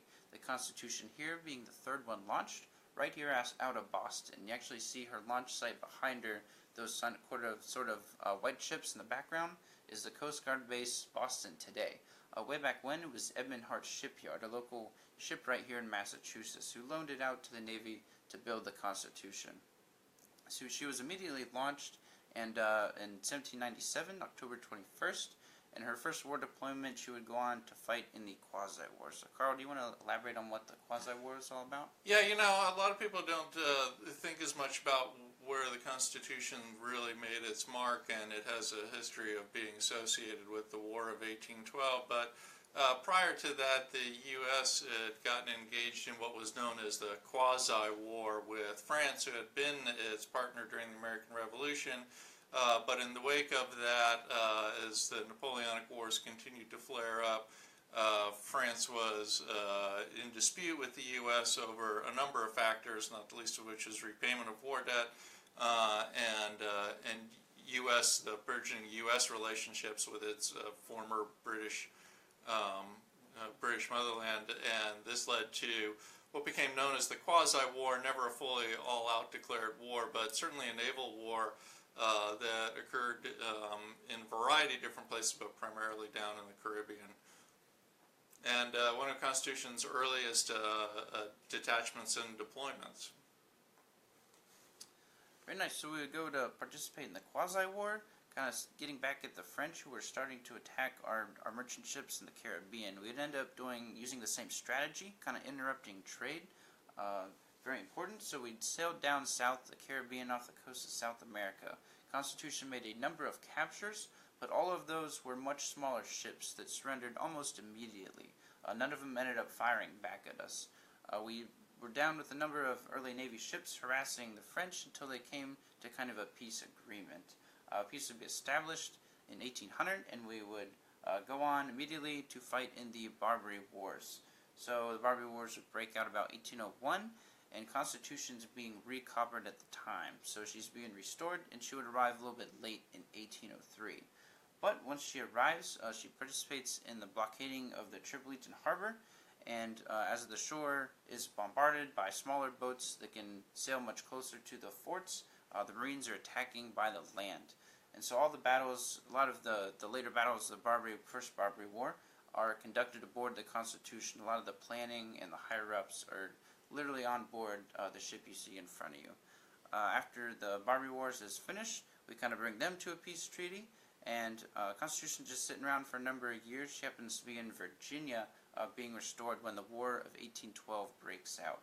So, Carl, you might want to elaborate on why we fought the War of 1812. Yeah, before we get into that, let's just talk about you mentioned the long periods that she was sitting. Constitution has, like all naval ships at the time, spent a great deal amount of time in what was known as inordinary, where whether what we would refer to as sort of mothballed today, Constitution was in between assignments but maintained in readiness and would have certain amounts of gear, rigging, caissons offloaded, but still maintained and ready to go. The War of 1812, which gets studied, frankly, far less, but as a focus because Constitution really makes its mark during that war, was fought against the British over free trade and an issue of impressment where American sailors were being pressed or essentially forced into duty on board British ships. And Constitution came out, and although she fought several really major significant battles that secured her reputation during this time period, it was her role in sort of coalescing public opinion and providing a rallying point that was probably even more significant to the war effort than the actual tactical victories that she achieved. But those tactical victories were highly regarded because they were so impressive, because during that time period, this ship that was, as Margarita mentioned earlier, discussing her as a frigate design, was such a larger frigate and more powerful frigate than anything that the British or other navies had seen before. And during a dry dock period like this, when you can see the underside of Constitution, even today, being able to, having been able for us to walk around and see the bottom of the hull, for anyone who has any appreciation of boats and ship hulls, the sheer shape of Constitution, even after 220 years, is one of a vessel that can clearly go very fast under sail. Here in Boston last month in June, we had the Sail Boston Tall Ships Parade and Festival, and we had tall ships coming from countries all around the world. A number of those ships were substantially longer and larger and tonnage than Constitution. But when Constitution is fully rigged up, which she will be again in the next spring, her masts are actually taller than anything else that showed up at Sail Boston last month, which is a testament to the sheer size and power of the rig of Constitution. Tall ships that most people are used to seeing today are filled with a lot of sails, but a lot smaller sails, because the goal of those ships under sail is not so much to get somewhere quickly, but to provide training opportunities for sailors on board. For Constitution, though, it was about moving this powerful war machine very quickly into a position where it could bring its guns to bear, or move it very quickly and safely across oceans to other portions of the world, where it could serve as a voice of American power in a new place. And because of that, her rig remains among the tallest. About, I believe, 220 feet above the water line when fully rigged, Anthony, is that right? Yes, Carl, from the keel to the top of the main mast is 220 feet. Wow. Pretty tall. So, but if you visit the ship, you'll be standing on the spar deck. So from the spar deck to the top of that mast, it's going to be 172 feet. Still pretty impressive. Very much so. Well, the caisson is completely pulled out of the way right now, and the ship is still being held in position. You can see the breastlines running up from either side, holding her. Despite the fact that the water is equalized and the caisson's been pulling away, we're still waiting for the tide to continue rise. We have a full moon tonight here in Boston, and this is the highest tide of the month, 12 feet above normal water level. And that'll be enough to allow the ship to float over at its highest point over the sill that connects the dry dock to Boston Harbor. At the time that she's pulled out here in a few minutes, she'll have about 18 inches of clearance between the bottom of the keel and the sill that the caisson had been sitting on, connecting the entrance to the dry dock to Boston Harbor. So for those of you just tuning in or might have come in recently, welcome to the USS Constitution. This is the undocking here. We just underwent a 2-year restoration process in dry dock. So she's been sitting here without water underneath her. For us to be able to get down there, we stripped the hull copper off of the bottom of the ship. That copper is there to protect from tornado worms, shipworms that burrow in the side of ships, and it's crustaceans, sea life that builds up on her. So we stripped off all that copper, replaced about 2,100 sheets, and we replaced a lot of the hull plankings on the side of the ship. You can see a nice new fresh paint on all those hull plankings. We replaced a lot of the standing and running rigging, and even our trail boards, that decorative design on the front of her. You also notice our guns or cannons are not aboard her right now. They're all on the shore. They also got a nice fresh paint, and the carriages, the wooden carriages that roll in and out of the gun ports, got sanded down and restored. So those will go back on later. Also, if you can see the rest of the ship, perhaps another video on the news, her rigging is not fully rigged. So she's just got her 3 masts are up right now with their top masts. They don't have any yards. Those are the T's that hold the sails. So all that will go back on her within the coming weeks, and it will sink her down back into the water. So those hull planks we replaced actually have to swell up. So as the water comes in, it's going to be leaking down below, and that they're going to seal as they soak up that water.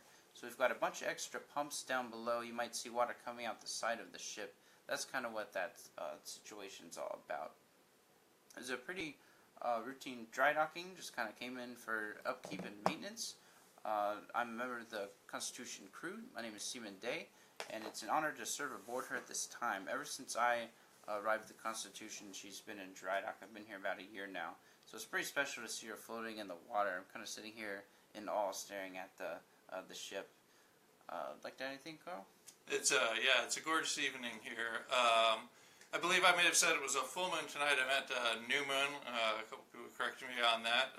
It is a new moon tonight. But still the highest tide of the month coming up, and soon that water level will be high enough for the ship to be able to pull out.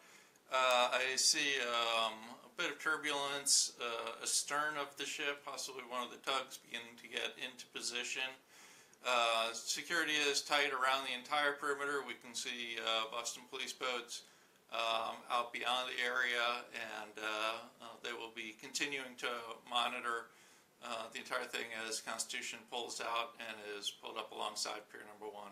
So at what time, Carl, are we expected to be out before the tide starts lowering? You should be out exactly well before the tide actually starts dropping down. It turns fairly quickly here in Boston Harbor. That's one of the reasons that they'll start a little bit early. It is 22:41 right now, but the high tide was predicted to be at its absolute highest point just before midnight tonight, but we're going to probably see Constitution starting to pull out a little earlier than that.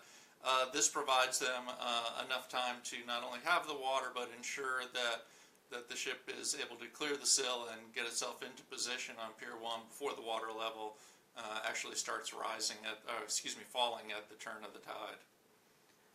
Excellent. So we are pulling out into Pier 1 down the way. Unfortunately, the ship's visiting hours will be closed for about another month. Maybe we'll open up around Labor Day. But if you'd like to come out, the museum is still open on the Freedom Trail, and our U.S. Navy sailors will be on the shore able to talk to you and explain what you're seeing as the final weeks of the restoration goes down. And then while the ship's closed to the public, Anthony, what's actually happening on board? What are you and the crew doing? So the crew members will remain aboard. You might see some water coming out of the side of the ship now. We will have 2 permanent members down there kind of watching and monitoring the pumps as the wood kind of swells. We also got lots of cannons coming aboard. You might not see them sticking out the gun ports now. That's because they're all on the shore. So we are going to start loading those back aboard. There'll be lots of crane operations, so clearly it'll be unsafe for the public. But if you come out and watch, it'll be a good time, and we'll be there to kind of sit down and talk to you and explain what's going on.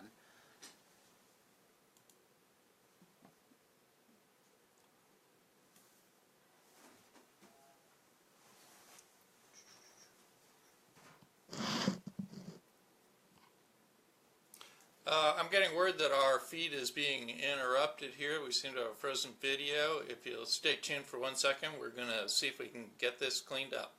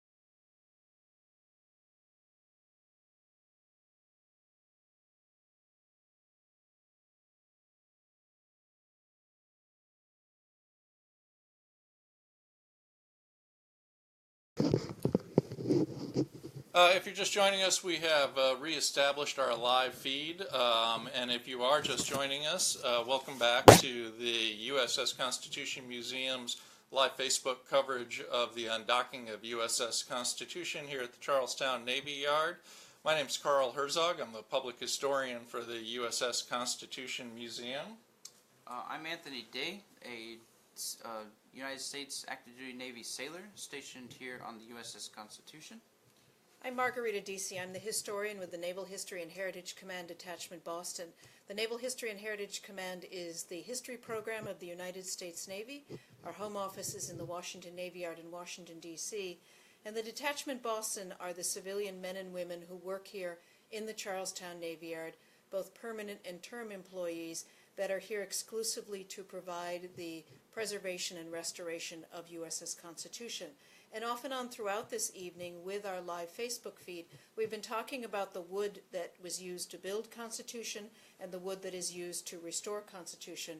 And I just noticed that we received a comment from a viewer from Texas, and in the 1992 to 1996 restoration, the Detachment Boston did harvest some live oak from Texas. So everyone in Texas should give a big cheer because you have helped to preserve the oldest commissioned warship afloat in the world, USS Constitution, America's ship of state.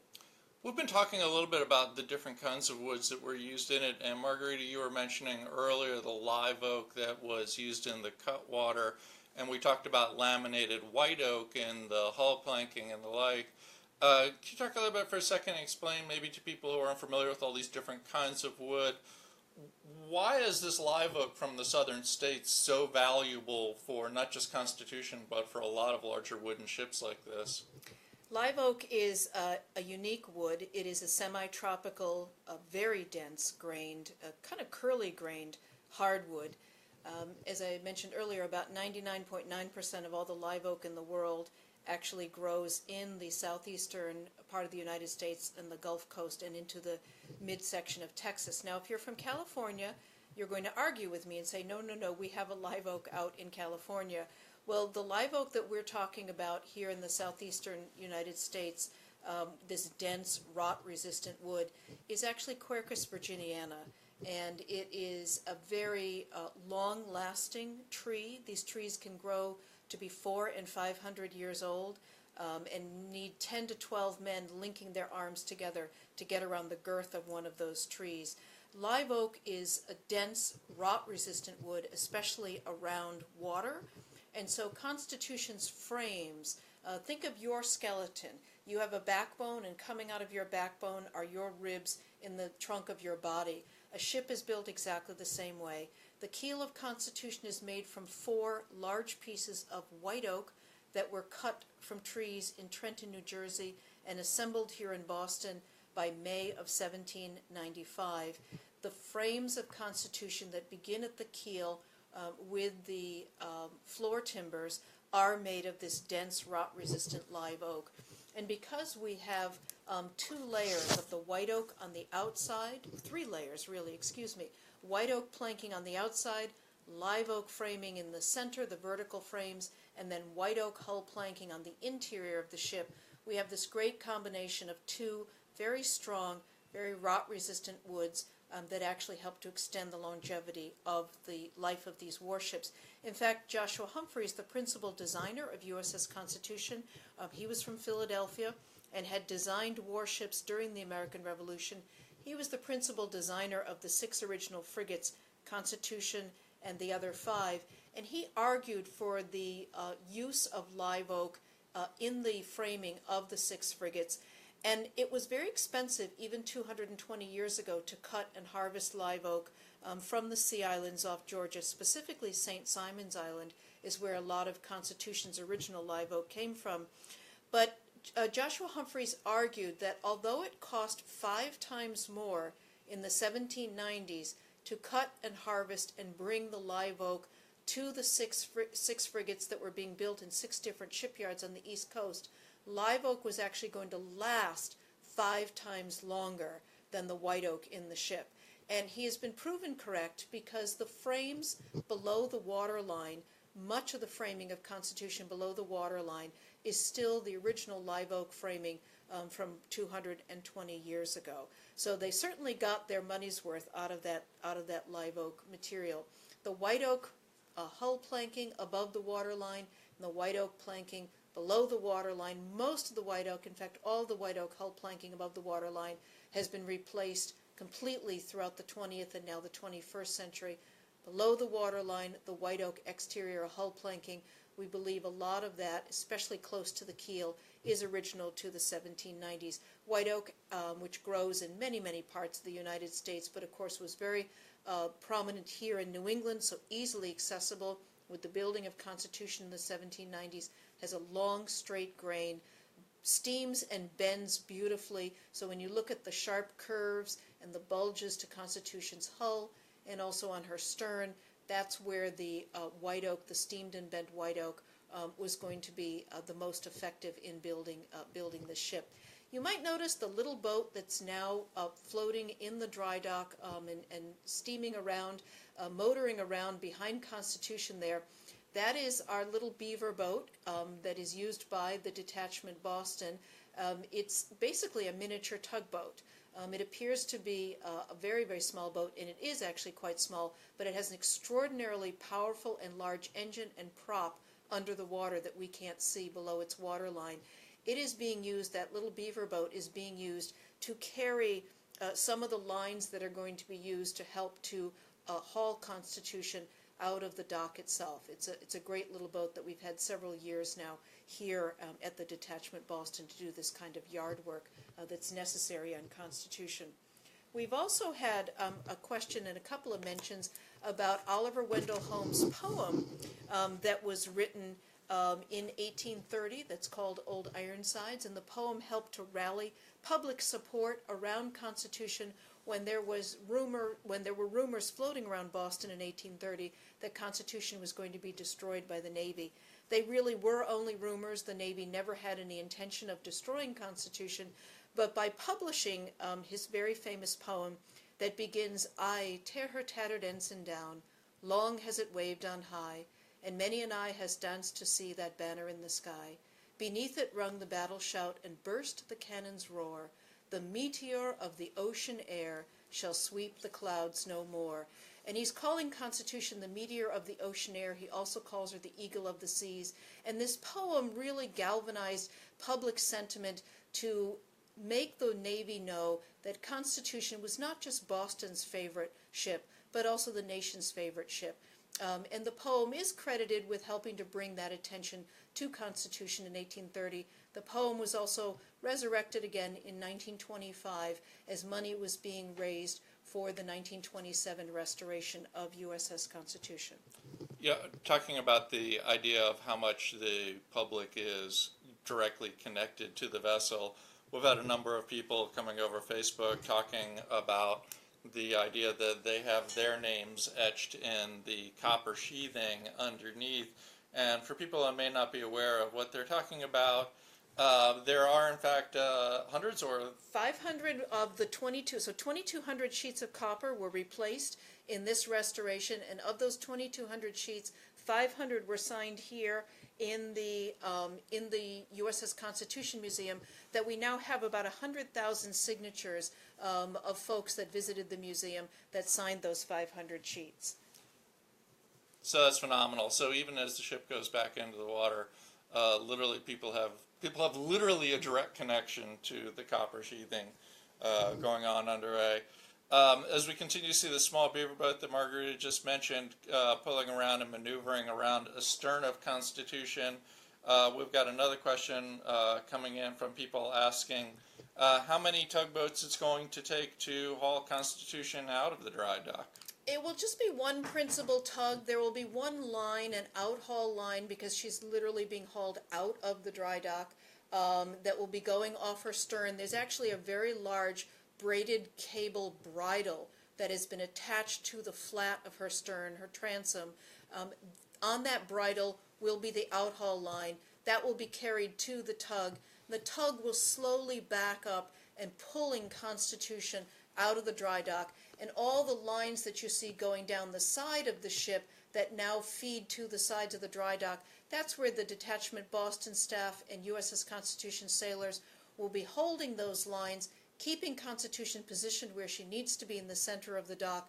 And you'll notice that if you can see very closely, there are some lines coming off Constitution's bow. There is a bridle off her bow, and there's an orange float actually just off Constitution's bow that's carrying the bow line. And the bow line is actually wrapped around an electronic capstan at the head of the dry dock, and the capstan will basically gently unwind that bow line so that we've got her bow tethered so it's not going to swing around, and we've got the side lines that will be walked down the side of the dock with the line handlers, but the major pulling will be done by that outhaul line coming off the bridle on Constitution's stern. We've had other questions coming in. We've talked a little bit about the wood and the original wood on the hull. But the other aspect of Constitution are the masts. And what is the wood that the masts are made out of, and is that original? The mast 200 years ago would have been made of white pine, and a lot of that white pine was cut in Maine in the 1790s. Today, the masts and yards, so the vertical masts and the horizontal yards, are actually made from Douglas fir from the Northwest. And Douglas fir has been used as a substitute wood in USS Constitution's restorations since the 1927 restoration. And one of the first places that Douglas fir was used as a substitute wood was on the spar deck of USS Constitution, her upper deck. The center section of Constitution's upper deck in the 1790s was actually Carolina pitch pine or longleaf yellow pine. But by the 20th century, like with the white oak, which we now have to use as laminates in order to get the dimension that we need, we couldn't get the Carolina pitch pine of the dimension necessary. So we've been substituting in for spar deck material the Carolina pitch pine. And since, again, the 20th century, early to mid-20th century, the masts have been made from laminated Douglas fir. So we've got a question here, Miss Margarita. Are there still coins underneath the mast, and where does that tradition stem from? Coins under the mast? Oh, it's an excellent question. Excellent question. The idea of coins are either a single coin or multiple coins under one or more masts on your vessel is a very ancient tradition. The idea being that if your ship tragically went down and the sailors died, you need to pay the ferryman to cross the river Styx. And so the coins would be used to pay the ferryman to cross the river Styx. Today it is just more of a tradition, literally, and the Constitution has massed coins under all of her masts, and those coins are there on a traditional basis. We actually have 1797 coins under Constitution's masts. They're actually under the tenon of each of the three masts, and they haven't actually been there the whole time since 1797. They are real 1797 coins that were placed there in the 20th century, placed there to have that tradition of something from 1797 still in the ship. But we have solid gold Kennedy half dollars, not gold Kennedy half dollars. We have silver Kennedy half dollars under the masts, and we have actually, speaking of solid gold, we have miniature Kennedy half dollars that were issued for one of the anniversaries of President Kennedy's assassination. So we have a variety of coins actually under each of the masts. The last time the three lower masts were removed from Constitution were for the 1992 to 96 restoration, because the lower masts that you see in the ship today were made for that 92 restoration. So all the coins that were under the mast when they were taken out in 92 were taken out, cataloged carefully, and then when the new masts went back in the middle of the 92 restoration, not only did the old coins go back in, but even new coins were put in at that point in time. So we actually have probably close to a dozen coins under each of the three masts at this point. So as you may notice, if you're just joining our Facebook live feed, we are watching the USS Constitution in Dry Dock 1 at the Charlestown Navy Yard. Our technicians are attempting to adjust the camera to provide a better view of the ship as she prepares to pull out of the dry dock. Our camera is mounted from the third floor of the USS Constitution Museum, located right next to the dry dock. And we are reporting to you from the museum. In the lower corner of the picture, you can see some of the several hundred people who have come out to gather in person around the dry dock and in front of the USS Constitution Museum to watch this historic undocking. The Constitution Museum's building, located right next to the dry dock, was the original pump house for dry dock number 1. The cisterns for those pumps are still actually located down in the basement underneath the museum building here right now. As with a number of other historic buildings here in the Charlestown Navy Yard, they have found other purposes that continue to serve either the purposes of Constitution and the other historic ships that are maintained here, as well as the National Park Service's support and interpretive services. So we just had a question coming in, someone who's just tuning in right now and was wondering why we're showing this live video. This is live video of USS Constitution in Dry Dock 1, historic Dry Dock 1 in the Charlestown Navy Yard in Boston, Massachusetts. USS Constitution is the oldest commissioned warship afloat in the world, and she is the United States Navy's oldest commissioned warship. She is America's ship of state. She is a hero of the War of 1812, and she's been in this dry dock for the last 26 months for restoration work. And the undocking is occurring this late at night. What time is it now? I've lost track. It's a little after 11 o'clock. 2 minutes after 11. 2 minutes after 11 here on July 23rd. And the reason that we're undocking so late at night is because we need to undock the ship at the peak of the high tide. When Constitution's keel, her backbone, crosses the sill or the threshold of the dry dock, there will be about 18 inches of water between the bottom of Constitution's keel and that threshold, that sill of the dock. So we need to go at the near peak of the flood tide to have as much water under her keel as possible. We also had a question, and just to revisit the pine material used in the ship. White pine was used for the original masts on Constitution. We used laminated Douglas fir today because we no longer can get white pine of the dimensions needed. Longleaf yellow pine was used for the decking on the ship 200 years ago, and because we can't get longleaf yellow pine of the dimensions we need, we have also substituted some Douglas fir for some of the decking on Constitution. So we do have a variety of woods on Constitution. And it's been necessary as we've needed to substitute different woods in certain cases over the years. But the hull of the ship is still white oak inside and out, and the framing of the ship is still live oak, which is great rot-resistant wood. This is an amazing piece of naval heritage here for Constitution to come out, but a 2-year restoration like this isn't inexpensive. Why? We have Stephen Anthony Day from the crew of the Constitution. Maybe help shed some light on why does the Navy do this? Why is this still a commissioned warship? What's the value to us today of having something like this still doing? So that's a great question, Carl. Today we have an active duty Navy crew of around 80 sailors, and we get hundreds of thousands of tourists per year coming and visiting the ship. We provide tour guides to them. We explain the decks of the ship and her rich history. Having this support from the Navy and the United States, keeping her afloat, is something very special and really allows us to go back to the beginning of the Navy and kind of teach everyone about the reasons the United States Navy was formed. And that answer is to protect commerce overseas. And that traces right back to the modern day. The reason we still have a Navy is just to protect our commerce overseas, something very important.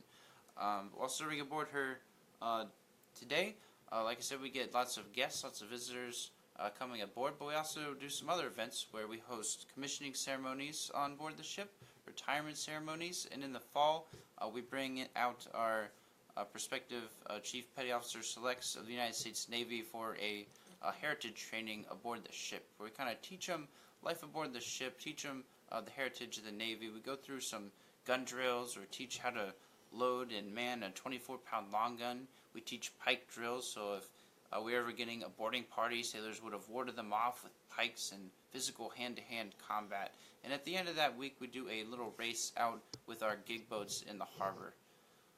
And these are very special to us, very good reasons why we keep the Constitution around. We'd like to thank all of you for tuning in and celebrating this moment. So we have received a question. It's kind of a perennial question that's been coming up throughout the afternoon and the evening about whether or not Constitution is the only commissioned vessel left in the United States that has actually sunk an enemy in battle. Constitution is a commissioned warship still in the United States Navy. She is the oldest commissioned warship afloat in the world. She is America's ship of state.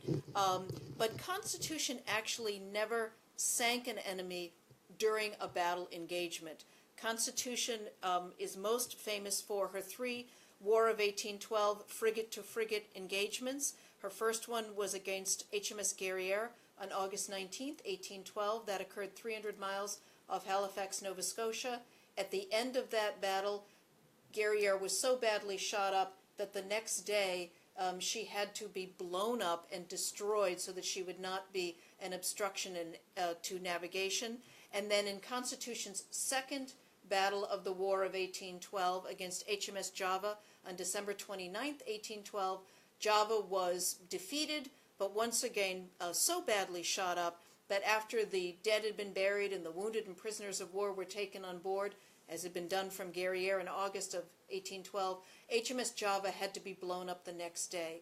So unfortunately, Constitution was not able to bring those 2 vessels home to Boston as prizes of war to make extra money. So Constitution never actually sank an enemy during the actual battle engagement. She blew them up to destroy them because they would have been an obstruction to navigation.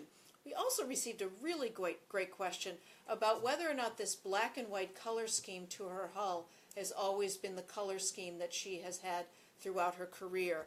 When Constitution was first built and launched in the 1790s, the late 1790s, she actually had a black hull, but her gun stripe was not white. It was a kind of a mustard yellow color, a yellow ochre color, and she carried that color for the first 10 years or so of her career. But by the War of 1812, she was actually both black and white and yellow and black. She went back and forth between the 2 colorways. But because she was predominantly black and white during the period of the War of 1812, in the preservation and restoration work of Constitution, the black and white color scheme has been kept. And Constitution's very last battle, where she actually actively engaged an enemy and captured warships, was her last battle of the War of 1812, which was where Constitution engaged 2 vessels at once, 2 British warships at once. That was on February 20th, 1815, off the coast of Madeira, off the Madeira Islands, I should say, and she engaged HMS Cyan and HMS Levant, essentially one-on-one. Constitution's captain was Charles Stewart. He was a very savvy captain, had a wonderful crew, and they were actually able to separate the 2 vessels and fight them one-on-one. We're getting very close here now. It appears that they are going to begin very soon moving Constitution here out of dry dock. She's actually already started very slowly being pulled, it appears, through the dock just a little bit. So it appears to us from our live feed that you are also watching with us that she is very slowly beginning to be moved out of the dry dock itself. While we're watching her slowly slide out and we're talking about the paint color schemes, we have with us, you've been listening to Margarita Deasy, the historian for Naval History and Heritage Command Detachment Boston, the Navy division that has been responsible for the restoration of the USS Constitution, not only this time, but on a daily basis year-round. Margarita, while we're talking about paint colors, another question that has come up several times today were people discussing the old theory that decks were painted red because the blood of the sailors would not be so vividly apparent. We've had a couple of people asking if that was the case for Constitution. So the main decks of Constitution would not have been painted red.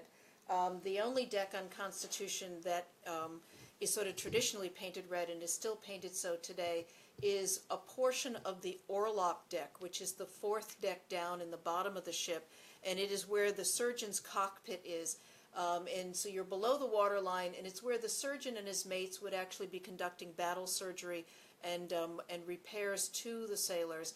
And the deck is painted red not because it would have disguised the blood on the deck itself, because there's really no way to disguise the liquid blood on the deck of a ship, but instead red was actually an incredibly inexpensive color to use on a vessel, whether it's a warship or even a merchant ship. So it was a very utilitarian color, and you would have found it on the carriages of the guns, and you would have found it in some of those lower decks where they just wanted to keep the wood in good condition and be able to clean it fairly easily. The interior of the vessel would have actually been whitewashed, and that was done so that they would try to keep the vessel as clean and as hygienic as possible. It was understood that if you kept the men dry and clean while they lived aboard your vessel, that the men would stay healthier, along with good food supplies, preserved meats, and as many fresh vegetables and fruits whenever the opportunity arose.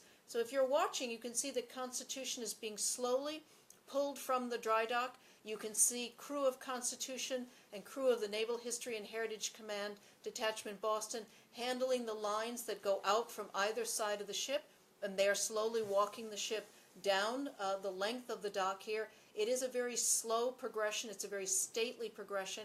There's no hurry involved here. She will be crossing the sill of the dry dock. We're pretty much on time, where she should be crossing the sill of the dry dock at about 11:30 Eastern Time here in Boston in the Charlestown Navy Yard. We've also been receiving a number of questions about the crew of Constitution 200 years ago and the crew of Constitution today. So we have Seaman Anthony Day with us, who is a member of Constitution's active duty crew. Hi guys, so 219 years ago, her crew complement would have been much larger than it is today. It varied anywhere between 450 to 500 sailors. Now today our crew is roughly 80, so like you can imagine, we don't do quite the same type of things they did back in the day. We do lots of similar training. We don't set her sails fully or take her out on the open high seas very often. The last time they technically sailed her outside of Boston Harbor was in 1997 on a very lengthy cruise that took about a year of additional training. Today's crew will take her out on several turnaround cruises that will be started after she's fully done with the maintenance, loading on the rest of her masts and even her cannons. In the turnaround cruise, we just take her out in the harbor. We do climb up aloft and let down sails as part of a training sailing demonstration, but the tugboats are there to safely keep us afloat in the harbor from any danger. You might want to elaborate on the turnaround cruises, Ms. Margarita? So Constitution, because she is a wooden-hulled vessel, she needs to actually be turned around at least once a year at the dockside so that her wooden sides will actually weather evenly. And so turning the ship around once a year was done 50, 60 years ago just as a normal maintenance activity, and there was nothing special about it. But starting in the 1960s, late 1960s and early 1970s, the then commanding officers of USS Constitution decided that because they have to turn the ship once a year for maintenance purposes, why not do it on a ceremonial occasion? And so that's how the 4th of July annual turnaround cruise, or now as it's known, underway demonstrations, began. And not only is Constitution generally taken out on the 4th of July, but she's also generally taken out for special Navy commemoration events, such as maybe the Battle of Midway on occasion on certain years, and also on her own birthday, which is on October 21st every year. That is the birthday of her launch in 1797.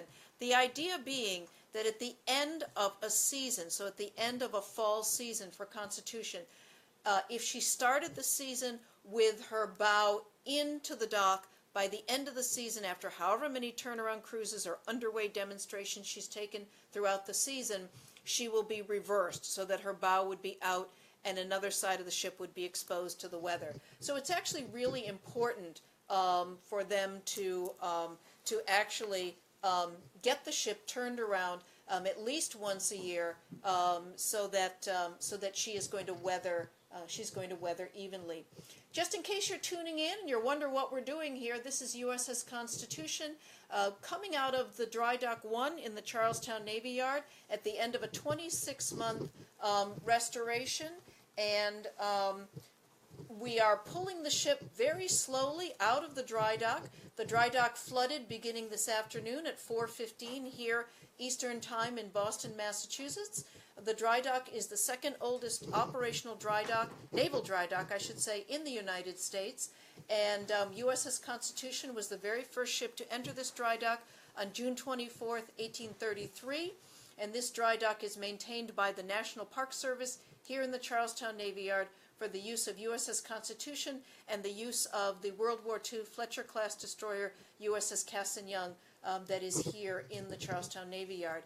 And if you're watching on your screen, you will see that the stern of Constitution is crossing the threshold at this point in time, and she's approaching about midway, crossing the threshold of the dry dock, the sill of the dry dock.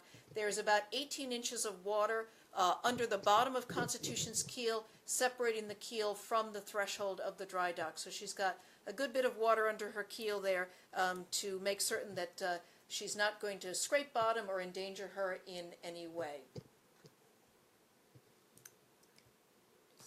And the absolute height of the high tide should still be flowing in a little bit before it finally turns and starts draining out. This is giving the ship handlers and dock crew enough time to successfully get her over the sill and out to the edge of her new berth at Pier 1 before the tidal current turns and begins flushing back out of the harbor. This is, as I mentioned, the second oldest operational naval dry dock in the United States. It's made, largely made of granite blocks that were cut in Quincy, Massachusetts, which was well known for its granite quarries. The dock was originally about 350 feet long when it was opened in 1833. It's been expanded twice, once in the 19th century and once in the mid part of the 20th century around the era of World War II. Today the dock is 415 feet in overall length, and it can hold 4.8 million gallons of water, which seems like a lot of water to someone like me because I don't actually swim. But in actual fact, this is not a very large dry dock in comparison to modern dry docks today. We have modern dry docks that are hundreds of feet long and can take aircraft carriers. In fact, just yesterday, the newest aircraft carrier was commissioned, the USS Gerald R. Ford. And so as we think about the Ford going into commission, as Carl has mentioned several times, we've got our modern, up-to-date technology in the Gerald R. Ford, and here we are looking at USS Constitution that will turn 220 years old on October 21st, 2017, and she was really the height of naval technology in the late 18th century, early 19th century. She was bigger than her enemy class of frigate warships that she was meeting up against in the War of 1812. She was designed to be fast, maneuverable, and carry heavy firepower. And if she couldn't outgun an enemy opponent, the idea was that she would be able to outsail that opponent, escape, and fight another day. And she did all of those things in a remarkable career, that her naval career, that she actually sailed for the United States Navy from 1798 until 1881. But we sort of consider her active career from that first voyage in 1798 to about 1855, when she ended her patrol days as the flagship of the African Squadron off the west coast of Africa for interdiction for the African Slave Patrol, which was a very important duty that she had in the 1850s.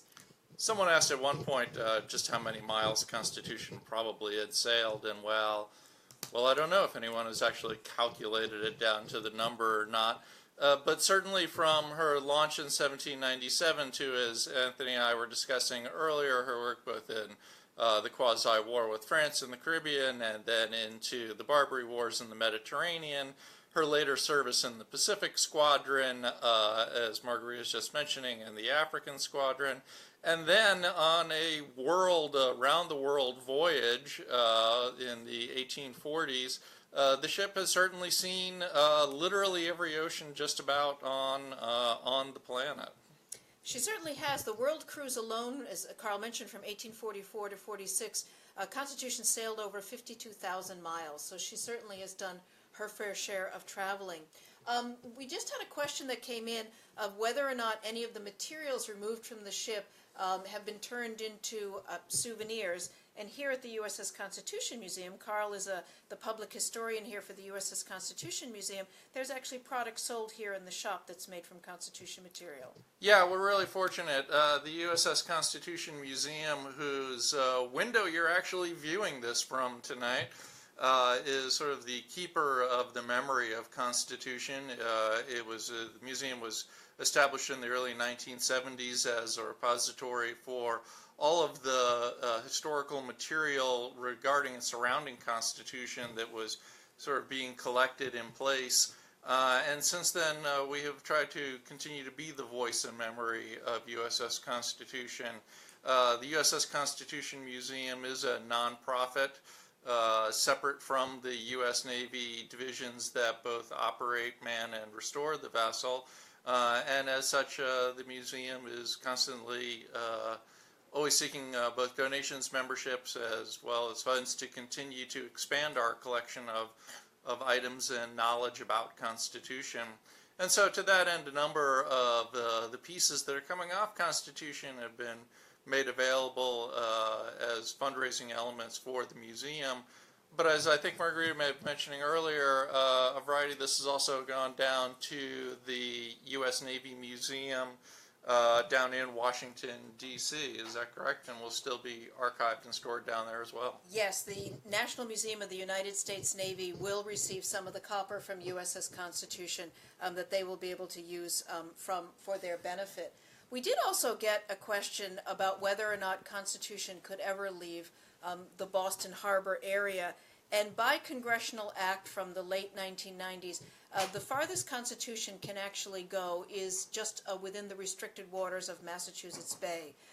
So although there has been requests over the years to take the ship to many different ports, especially here on the East Coast, by congressional act, for the time being, USS Constitution does need to stay in the protected waters of Massachusetts Bay. But that doesn't mean that the Constitution hasn't actually also already toured the United States. In addition to going around the world while it was serving actively, after the ship was restored in the 1920s, it did make a national tour as well, right? She did. The national cruise went from 1931 to 1934, and that's a really wonderful and unique period in Constitution's history. The 1927 to 31 restoration required that, partly because of the Great Depression that occurred in the middle of that restoration in 1929, that materials had to be donated, so wood and rope was actually donated in order to continue that 1927 to 31 restoration of Constitution. School children around the country, starting in 1925, raised what turned out to be $154,000 when they brought their pennies, nickels, and dimes to their classrooms, and that money was sent to the United States Navy. And then other folks sent money in, even though it was the height of the Depression. And so the Navy very correctly recognized the importance of the American public's interest in Constitution and support of Constitution through money and through materiel. And so from 1931 to 1934, USS Constitution was towed by a minesweeper, the USS Grebe. And so as Grebe was her tow ship, Constitution was towed up and down the East Coast, around the tip of Florida, through the Gulf Coast. Then she was sent through the Panama Canal. She actually spent Christmas of 1932 in the Panama Canal. And then she was on the west coast of the United States for all of 1933 and into early 1934. And then in the spring of 1934, she left the west coast, went back through the Panama Canal, and came home to Boston in May of 1934. So in that 1931 to 34 national cruise, USS Constitution visited 76 different ports on the East, Gulf, and West Coasts for 90 different stops, because some of the ports she actually visited twice as she transited up and down the coast. And in that period of time, when you realize that that was the height of the Great Depression in the United States, and there weren't really any interstate highways at that point in time, it still didn't prevent people from going to the coast to see Constitution. And in that national cruise of 1931 to 1934, 4.6 million men, women, and children made it to the port cities on the three coasts to visit their ship, to visit Old Ironsides, the ship that they had helped to preserve and restore in 1927 to 1931. And it's really, really a remarkable time during Constitution's history. So that's really the last time she really ever left the East Coast, and especially New England proper, was back in the 1930s itself. But amazingly, that public support for Constitution has continued into more recent restorations. Just as school children collected pennies in the 1920s for that restoration, children were again collecting all across the nation money to help purchase a suit of sails for Constitution during the 1990s restoration, so that the ship could once again sail under its own power for the first time in over 100 years. And that money has continued to contribute back to the most current restoration as well. So even today, while the work that's going into Constitution is definitely funded directly and supported very much by people all over the country. And we just had someone write in to say that her mother-in-law actually helped to collect pennies. So we have lots of wonderful folks all across the country that have helped to support the ship for many, many decades. We just had another question about the copper sheathing on the ship, so Seaman Anthony Day is going to take that up. Hi guys, so during this restoration, we went down and stripped off the copper from the bottom of the ship. We had about 3,200 sheets total when we started. We started stripping a lot of that off, and we ended up replacing 2,100 sheets. So each sheet was removed by hand, along with some Irish felt behind it that also helped protect the ship.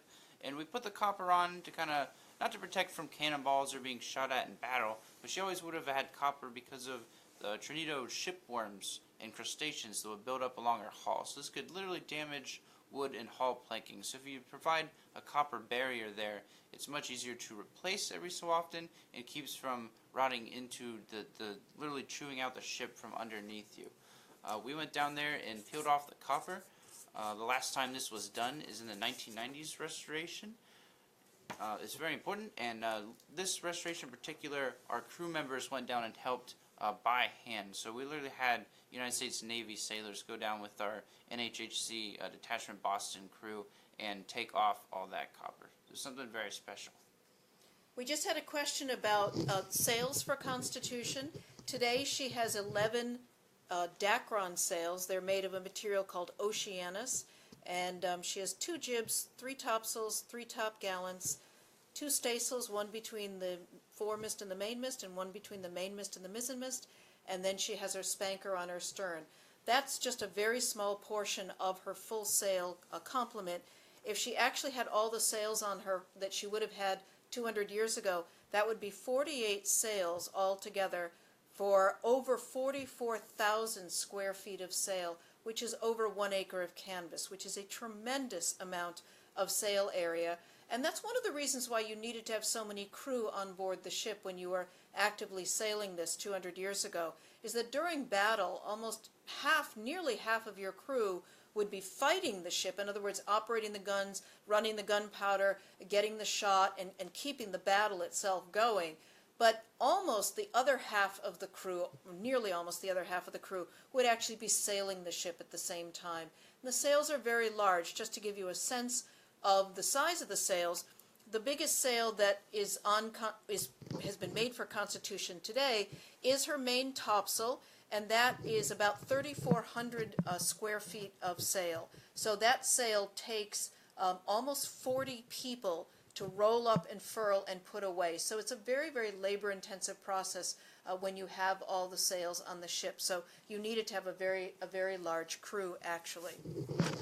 The Oceanus material that Margarita is mentioning that the sails are made out of is an astonishing product that is really derived from a growth of enthusiasm for traditionally rigged sailing ships that has come up essentially since the bicentennial tall ship celebration in 1976, which was at the time expected to be the last hurrah of the square rig sailing ships, but instead began a new renaissance for sailing ships like this, and has ended up producing a need for synthetic materials to replace the much more difficult to maintain natural materials that ships like Constitution would have carried.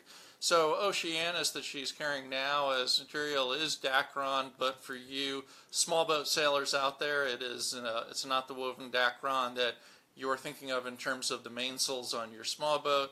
Oceanus has an incredibly soft, pliable feel to it that is very much like worn canvas, almost like your denim jeans without the runners in them. And the value to that is that it does make it a lot easier to furl those sails up on the yard, which is significant because, again, with 3,400 square feet, the depth of that main topsail is more than 30 feet of sail that are being hauled up onto the yard by the sailors. Our technicians are attempting to adjust the camera to give you a better view, but unfortunately we're bouncing around here in the process a little bit, so I apologize for that. Hopefully we'll get a clearer picture back here in a second.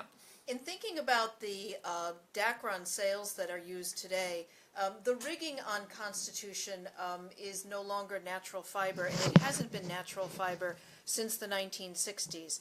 The standing rigging, the black rigging that would support the masts, would have been tarred hemp to hold the masts upright and in place, and the running rigging of the ship originally would have been hemp, and then eventually later in the 19th century would have been replaced with manila fiber.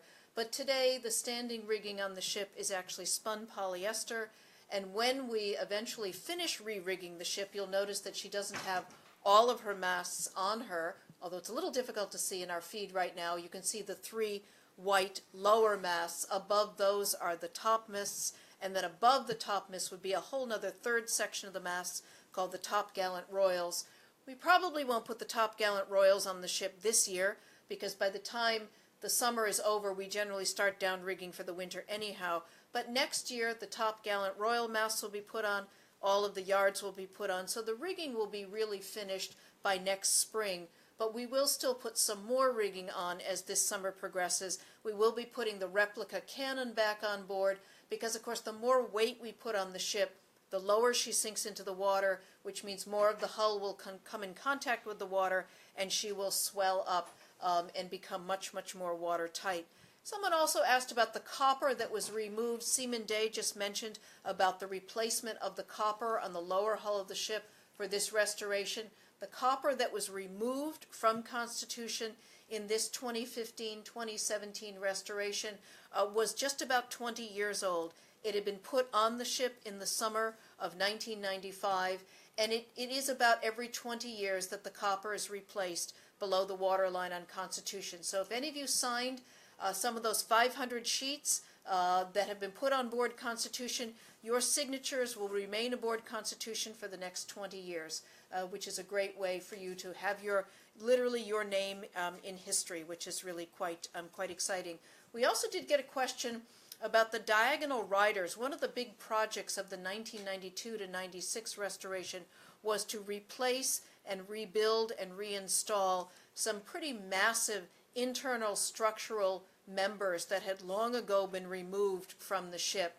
And one of those, or some of those structural members are known as diagonal riders. They are basically an extra set of diagonal braces that are fitted inside the lower hold of the ship.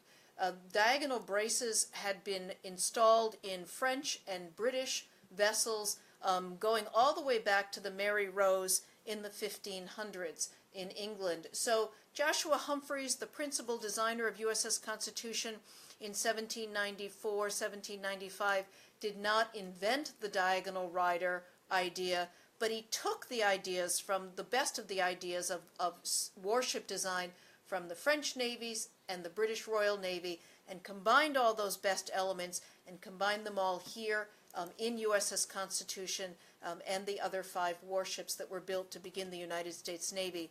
Constitution had long ago lost her diagonal riders, and by the 1992 restoration, one of the ideas was to reinstall those diagonal riders in her lower hold.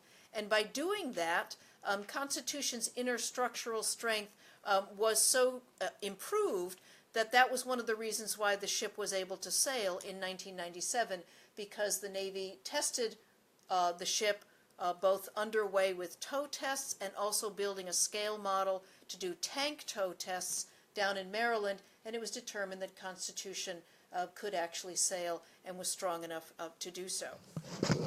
One of the phenomenon that occurs with a wooden vessel this size, or even a lot smaller vessels, is a shifting or changing of the nature of the shape of the vessel that is known as hogging, where the keel is, the ship is essentially bending under the keel under its own weight.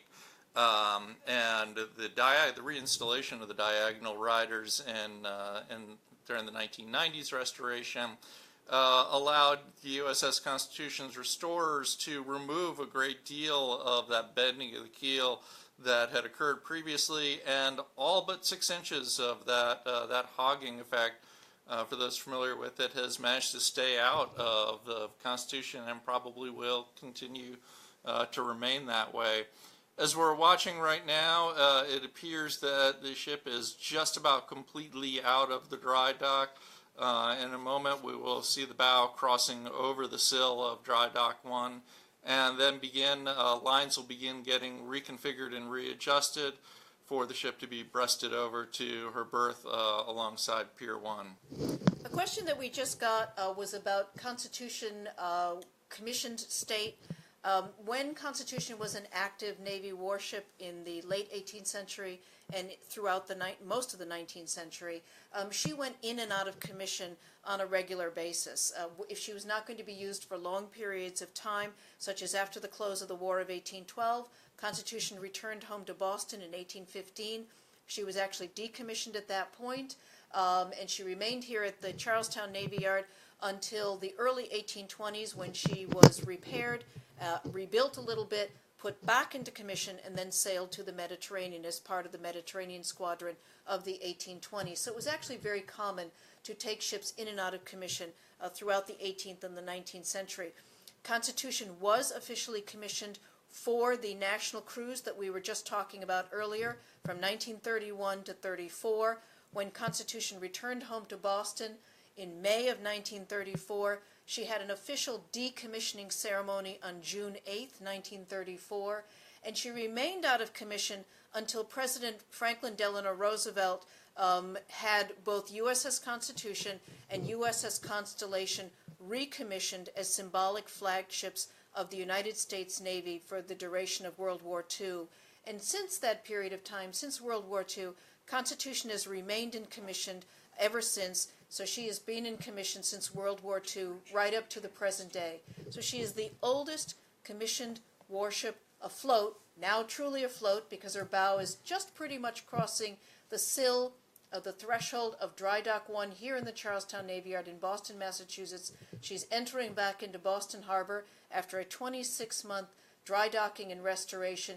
So she is fully afloat at this point. So she is now once again the oldest commissioned warship afloat in the world. All right, guys, Seaman Day here. I just got a question about our crew. How many members do we have? About 80, and most of that crew is enlisted. We only have 3 officers serving aboard here. First and foremost, the captain, Commander Gerosa, who's the 74th commanding officer of the USS Constitution. Second of all, we have our XO, Lieutenant Commander Anderson, and we also have an operations officer, Lieutenant McQuarrie, serving aboard here. But most of the crew is enlisted sailors. The majority of those enlisted sailors are selected from a school or boot camp. As the ship continues to pull further out of our view, we can now see the entire lower mast of Constitution up to her fighting tops. We've been discussing the upper rigging. The topmasts have been put up, but there are no yards on the ship right now. Topgallant masts and upper yards are not on board at all yet. She will be completely rigged up again in the spring. But in adding all of this rigging together, we can also begin to see and understand one of the additional lessons that Constitution continues to offer us, and that is the amazing physical machinery that it is. A square rig sailing ship like this, and certainly one as large as Constitution, constituted probably the most complex machine of the pre-industrial age. All of these forces and these different sections of masts working together to propel the vessel forward, transferring that load from the sails all the way down into the hull. We were talking earlier about the pre-dry dock era, when the ship like Constitution would have to have its bottom work done. Without an ability to drain out and take the boat completely out of the water, the ship would be careened over. You would have large capstans set up on shore through huge block and tackle, and pulling down on the mast, they would literally tilt the ship over on its side, careening it, exposing one half of the lower hull at a time, so that work like replacing the copper and cleaning the bottom and doing plank replacement could have been done. That put an incredible amount of stress both on the hull and the rigging, but was also a testament to how the rig was designed to carry these incredible loads. And we were able to use Constitution here at the museum to continue to provide that kind of science, technology, engineering, and mathematics education as one of the many focuses that Constitution provides us as a vehicle for education, not only into history, but into all of these other topics as well. We did receive a question about whether or not there are blueprints about Constitution for sale. And actually there is a CD of drawings available for sale through the USS Constitution Museum. These are actually PDFs of the drawings that were done of the ship for the 1927 restoration. So they actually represent the ship in the 20th century and the 21st century, with a few historic plans available. So if you go online to the USS Constitution Museum's website, to the museum shop, you should find a reference to the USS Constitution drawings CD that's available. We've also received a request about books to read to catch up on your history of USS Constitution. Former Commanding Officer Tyrone G. Martin, who was the 58th Commanding Officer of USS Constitution, he wrote a book called The Most Fortunate Ship, which is a comprehensive narrative history of USS Constitution. And the USS Constitution Museum has a great publication called Men of Iron, which was written by Matthew Brenkel, Lauren McCormick, and Sarah Watkins, and that specifically focuses, Men of Iron specifically focuses on the sailors aboard Constitution during the period of the War of 1812 and what it was like to be aboard the ship during the War of 1812. So as you can see now, the ship is fully out of the dry dock, and what will be happening in just a few minutes is that lines, so you're looking at her mostly on her bow, and for those of you that aren't sailors, the right-hand side of the ship, which is the side that's on your left-hand side of your screen, that's the starboard side. The left-hand side of the ship, which is your right-hand side of your screen, is the port side. There are lines actually that are going to be extending over the port side of the ship, and the ship will slowly be pulled or breasted across from to her pier side. She's actually going to be located at Pier 1 East here in the Charlestown Navy Yard. So she's basically going to be just outside the dry dock here for the rest of the summer until about mid-September. And it is at this area, Pier 1 East, where we'll be using our cranes to continue uprigging as much as we'll do for this year, but also so that Constitution's guns can be installed on board. But even though you won't be able to visit the ship and actually take a tour until about Labor Day, the crew of USS Constitution will be available pierside with the ship Monday through Sunday from 10 a.m. to 6 p.m., providing interpretation and history so you can really get the story of Constitution even if you can't go directly aboard the vessel itself. Someone also asked that when we've been talking a lot about the copper that was replaced on board the lower hull of the ship itself, and he happened to notice, he was an eagle-eyed observer, that some of the copper didn't appear to be new. Well, the copper that was not replaced was the copper on the ship's rudder, and that was 1995 copper on the ship's rudder, and it was deemed to be in good enough condition not to have to be replaced. So kudos to the person with the eagle eyes that noticed that the rudder copper had not been replaced, But otherwise, the 2,200 sheets that were replaced with the great help of the crew of USS Constitution are all on the bottom of the ship itself. So she's got a new copper bottom that will keep her protected from shipworms for the next 20 years. Margarita, you were mentioning the CD of plans that's available for Constitution, as well as some of the many books that have been written about the ship. Not only about the ship's exploits, but also about the details of the vessel itself. You know, among the many people who are interested in Constitution are model shipbuilders.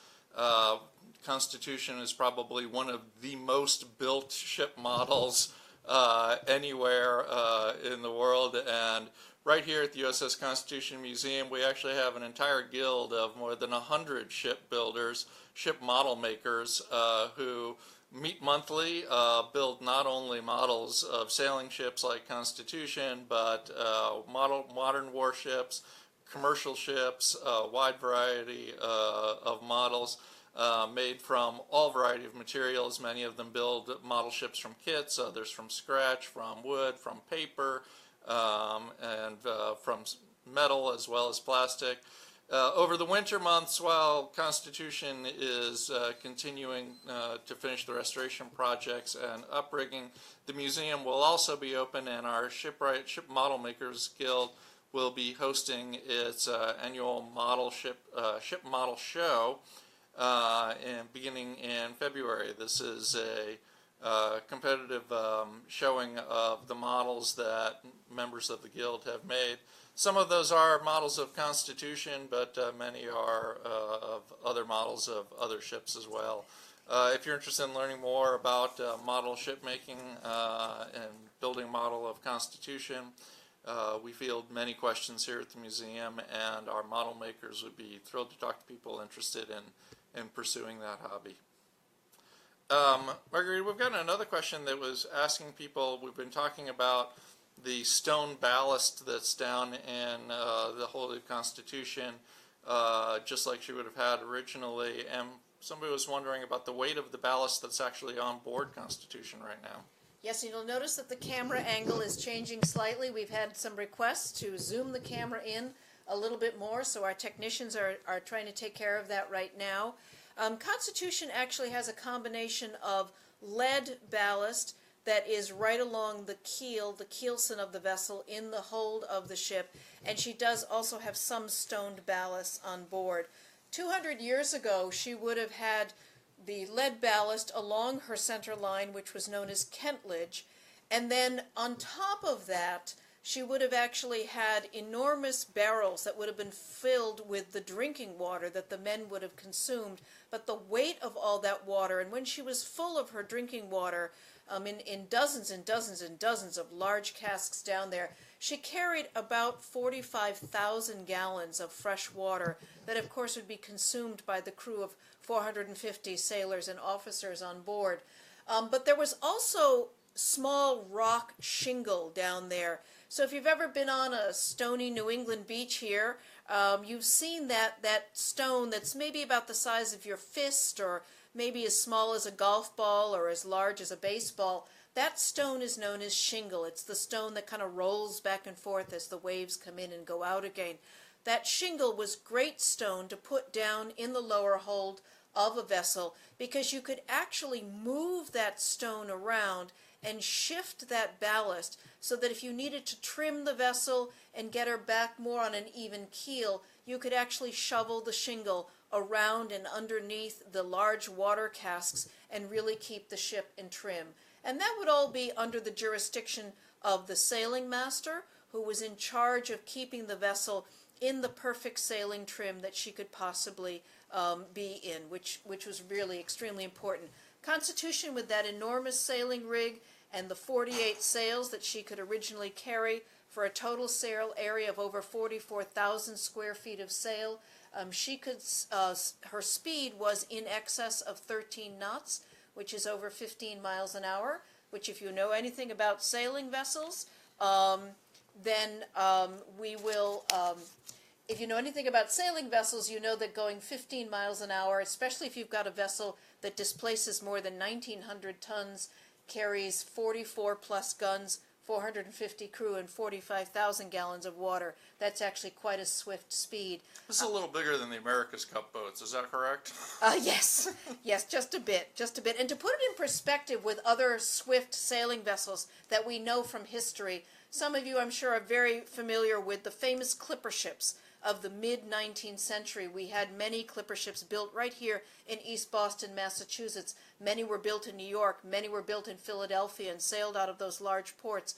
Those clipper ships, which were purposely designed for swift speed to carry very valuable, precious cargo back and forth across the oceans or around Cape Horn, they could sail at about 18 knots. So the fact that Constitution could sail 13 plus knots, carrying the weight that she carried, was pretty tremendous. We did want to let you know that our technicians wanted to let our audience know that if you do want us to zoom in the camera to get a closer look of the ship as she's come out of the dry dock, then we'll actually need to tip the camera up so that we can also keep the masts in view. So if you want to bear with us while we adjust the camera, our technicians will go forward with that over the next few minutes or so. So if you see the camera starting to move a bit, don't get concerned. It's just so that they can keep the zoom and keep the angle of the mast still in the camera plane itself. Yeah, coming back to the speed that you were talking about, Margarita, in terms of the ship's ability to sail and also trimming the vessel, the detailed and the finessing of such a large ship in order to not only be able to increase its speed by marginal amounts, but also to increase the how close it could sail to the wind, to be able to, when we talk about trimming a ship, that movement of ballast was not only keeping her on an even keel or keeping one side from heeling over a little bit to the other, but by making subtle changes to the geometric shape of the hull below the water line, it affected how that hull was essentially acting as a hydrodynamic wing under the water, which is an astonishing thing to think about in such a huge shape. But if you've had the opportunity to take a look at some of our pictures of Constitution during this dry dock period while she was out of the water, you see the incredible fine entry point that the bow makes and the incredibly clean lines that she carries through to her stern, meaning that the water could flow very smoothly over that, and that subtle changes in how deep she was at the bow versus the stern would make a difference in how the sails interacted with the hull and how far upwind or downwind she could sail, and whether she was prone to heading up or falling off. So just bear with us while the camera is being readjusted. So that's why you see a little bit of an awkward angle right at the moment while we're readjusting the camera, so that we can try to keep a zoom in on the camera, but also try to keep all of the rig such that we have on the ship in focus. We did have a question about this restoration and the cost of this restoration. This was a $12 to $15 million restoration.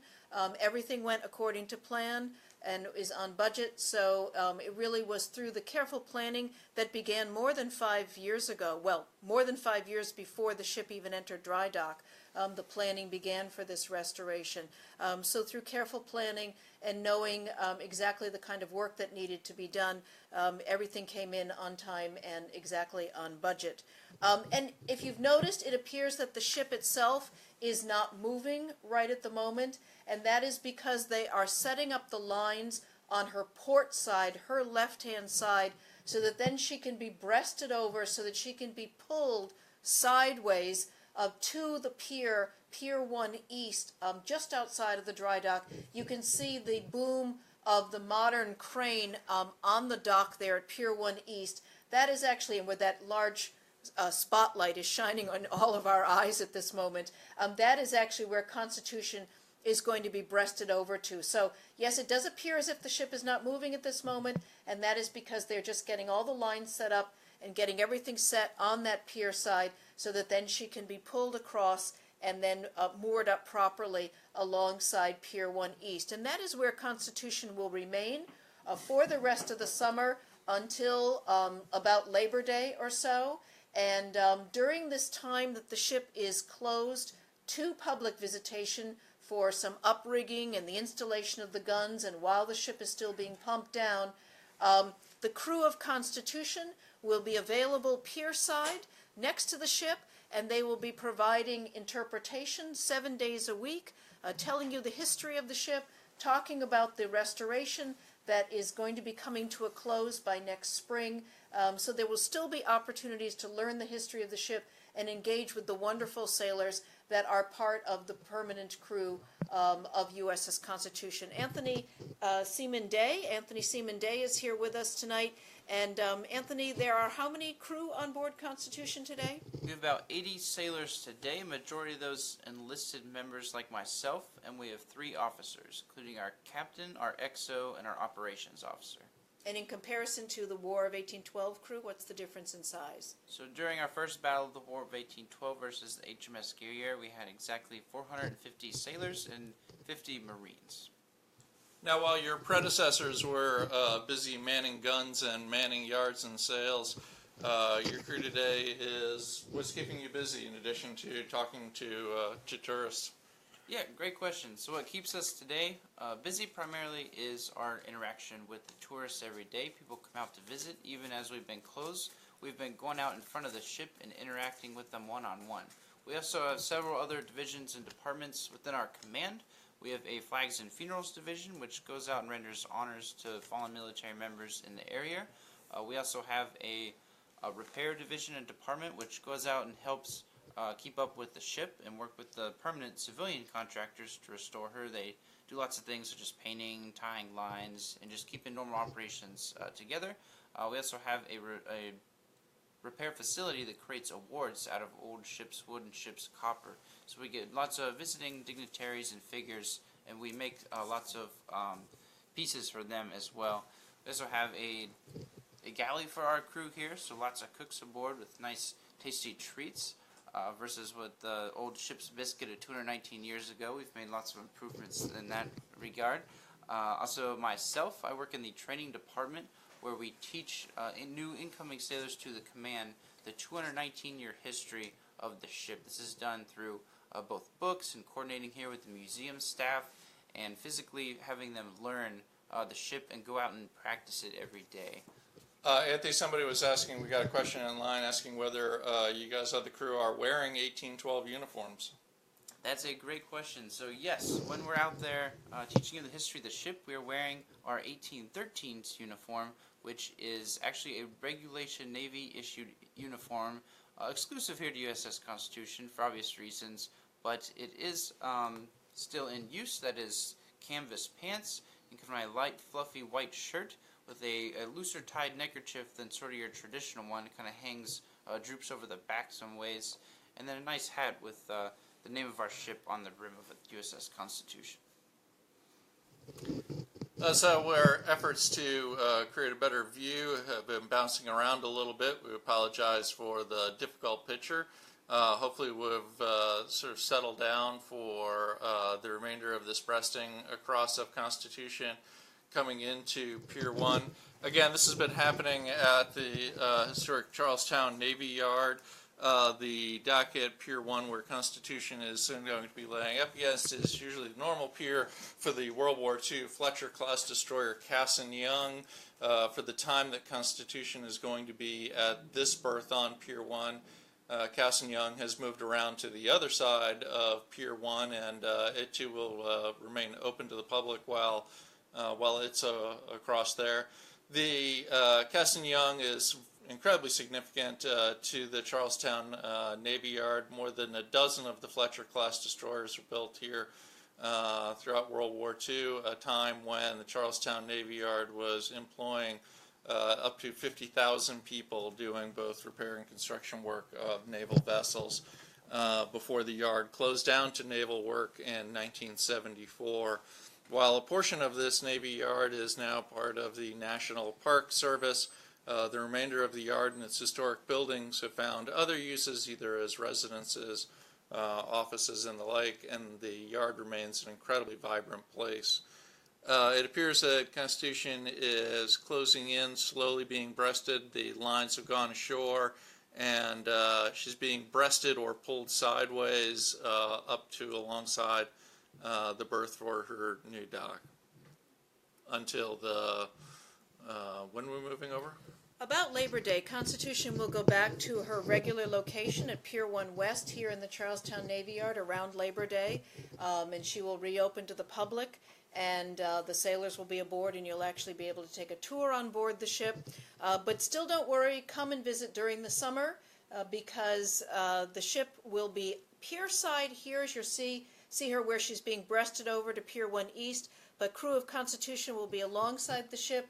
They'll be interpreting, providing you with history of the ship, talking about the restoration, and it will actually be a very exciting time. There's lots of programming going on in the Charlestown Navy Yard throughout the summer. In fact, in August, the National Park Service will be doing a Rosie the Riveter, Rosie's Invade the Yard, discussing the role of women and workers here in the Charlestown Navy Yard during World War II. So please look at the website of the Charlestown Navy Yard, Boston National Historical Park, the USS Constitution Museum for lots of different activities that will be going on throughout the summer itself. If you're just tuning in, USS Constitution has been in dry dock here in the Charlestown Navy Yard, in Dry Dock 1 in the Charlestown Navy Yard in Boston, Massachusetts for 26 months. She entered the night of May 18th, 19th, 2015. And she's been in the dock for 26 months, and she's had over 100 hull planks removed and replaced, mostly above the waterline. She's actually had work done on her stern and on her bow. The waterways were replaced on the gun deck. The cutwater, which is kind of her nose that sticks out on the bow, was rebuilt. And 2,200 sheets of copper were removed from the lower hull and replaced. All of this work was done by the Naval History and Heritage Command Detachment Boston, who are civilian men who work for the United States Navy, and they are here as both permanent staff and temporary staff for the restoration. And the Detachment Boston had great assistance from the crew of USS Constitution. There were teams of Constitution sailors who helped with the removing of the 2,200 sheets of copper that had been put on in 1995, and then the old felt that was behind the copper, and then putting on the new 222 sheets of copper below the waterline. If you are just joining us and missed out on seeing the live feed of Constitution undocking from Dry Dock number 1, much of this video feed will be available on the Facebook pages and websites of the USS Constitution Museum, of the Naval History and Heritage Command website beginning tomorrow. And we will have additional photography available through a number of those outlets as well in days to come. This has been our live coverage of undocking, successful undocking, as Constitution pulls alongside her new berth for the next few months to continue finishing out the work of this restoration. We will leave you for the evening. We thank you all for joining us for this exciting historic undocking. And this has been the USS Constitution Museum's live feed of that undocking. My name is Carl Herzog. I'm the public historian for the USS Constitution Museum. It has been my pleasure to participate in this live feed tonight. My name is Seaman Day. I'm a USS Constitution crew member and active duty Navy member. And I'm Margarita Deasy. I'm the historian with the Naval History and Heritage Command Detachment Boston. Thank you for joining us this evening and welcoming Constitution back to Boston Harbor. Huzzah! Huzzah!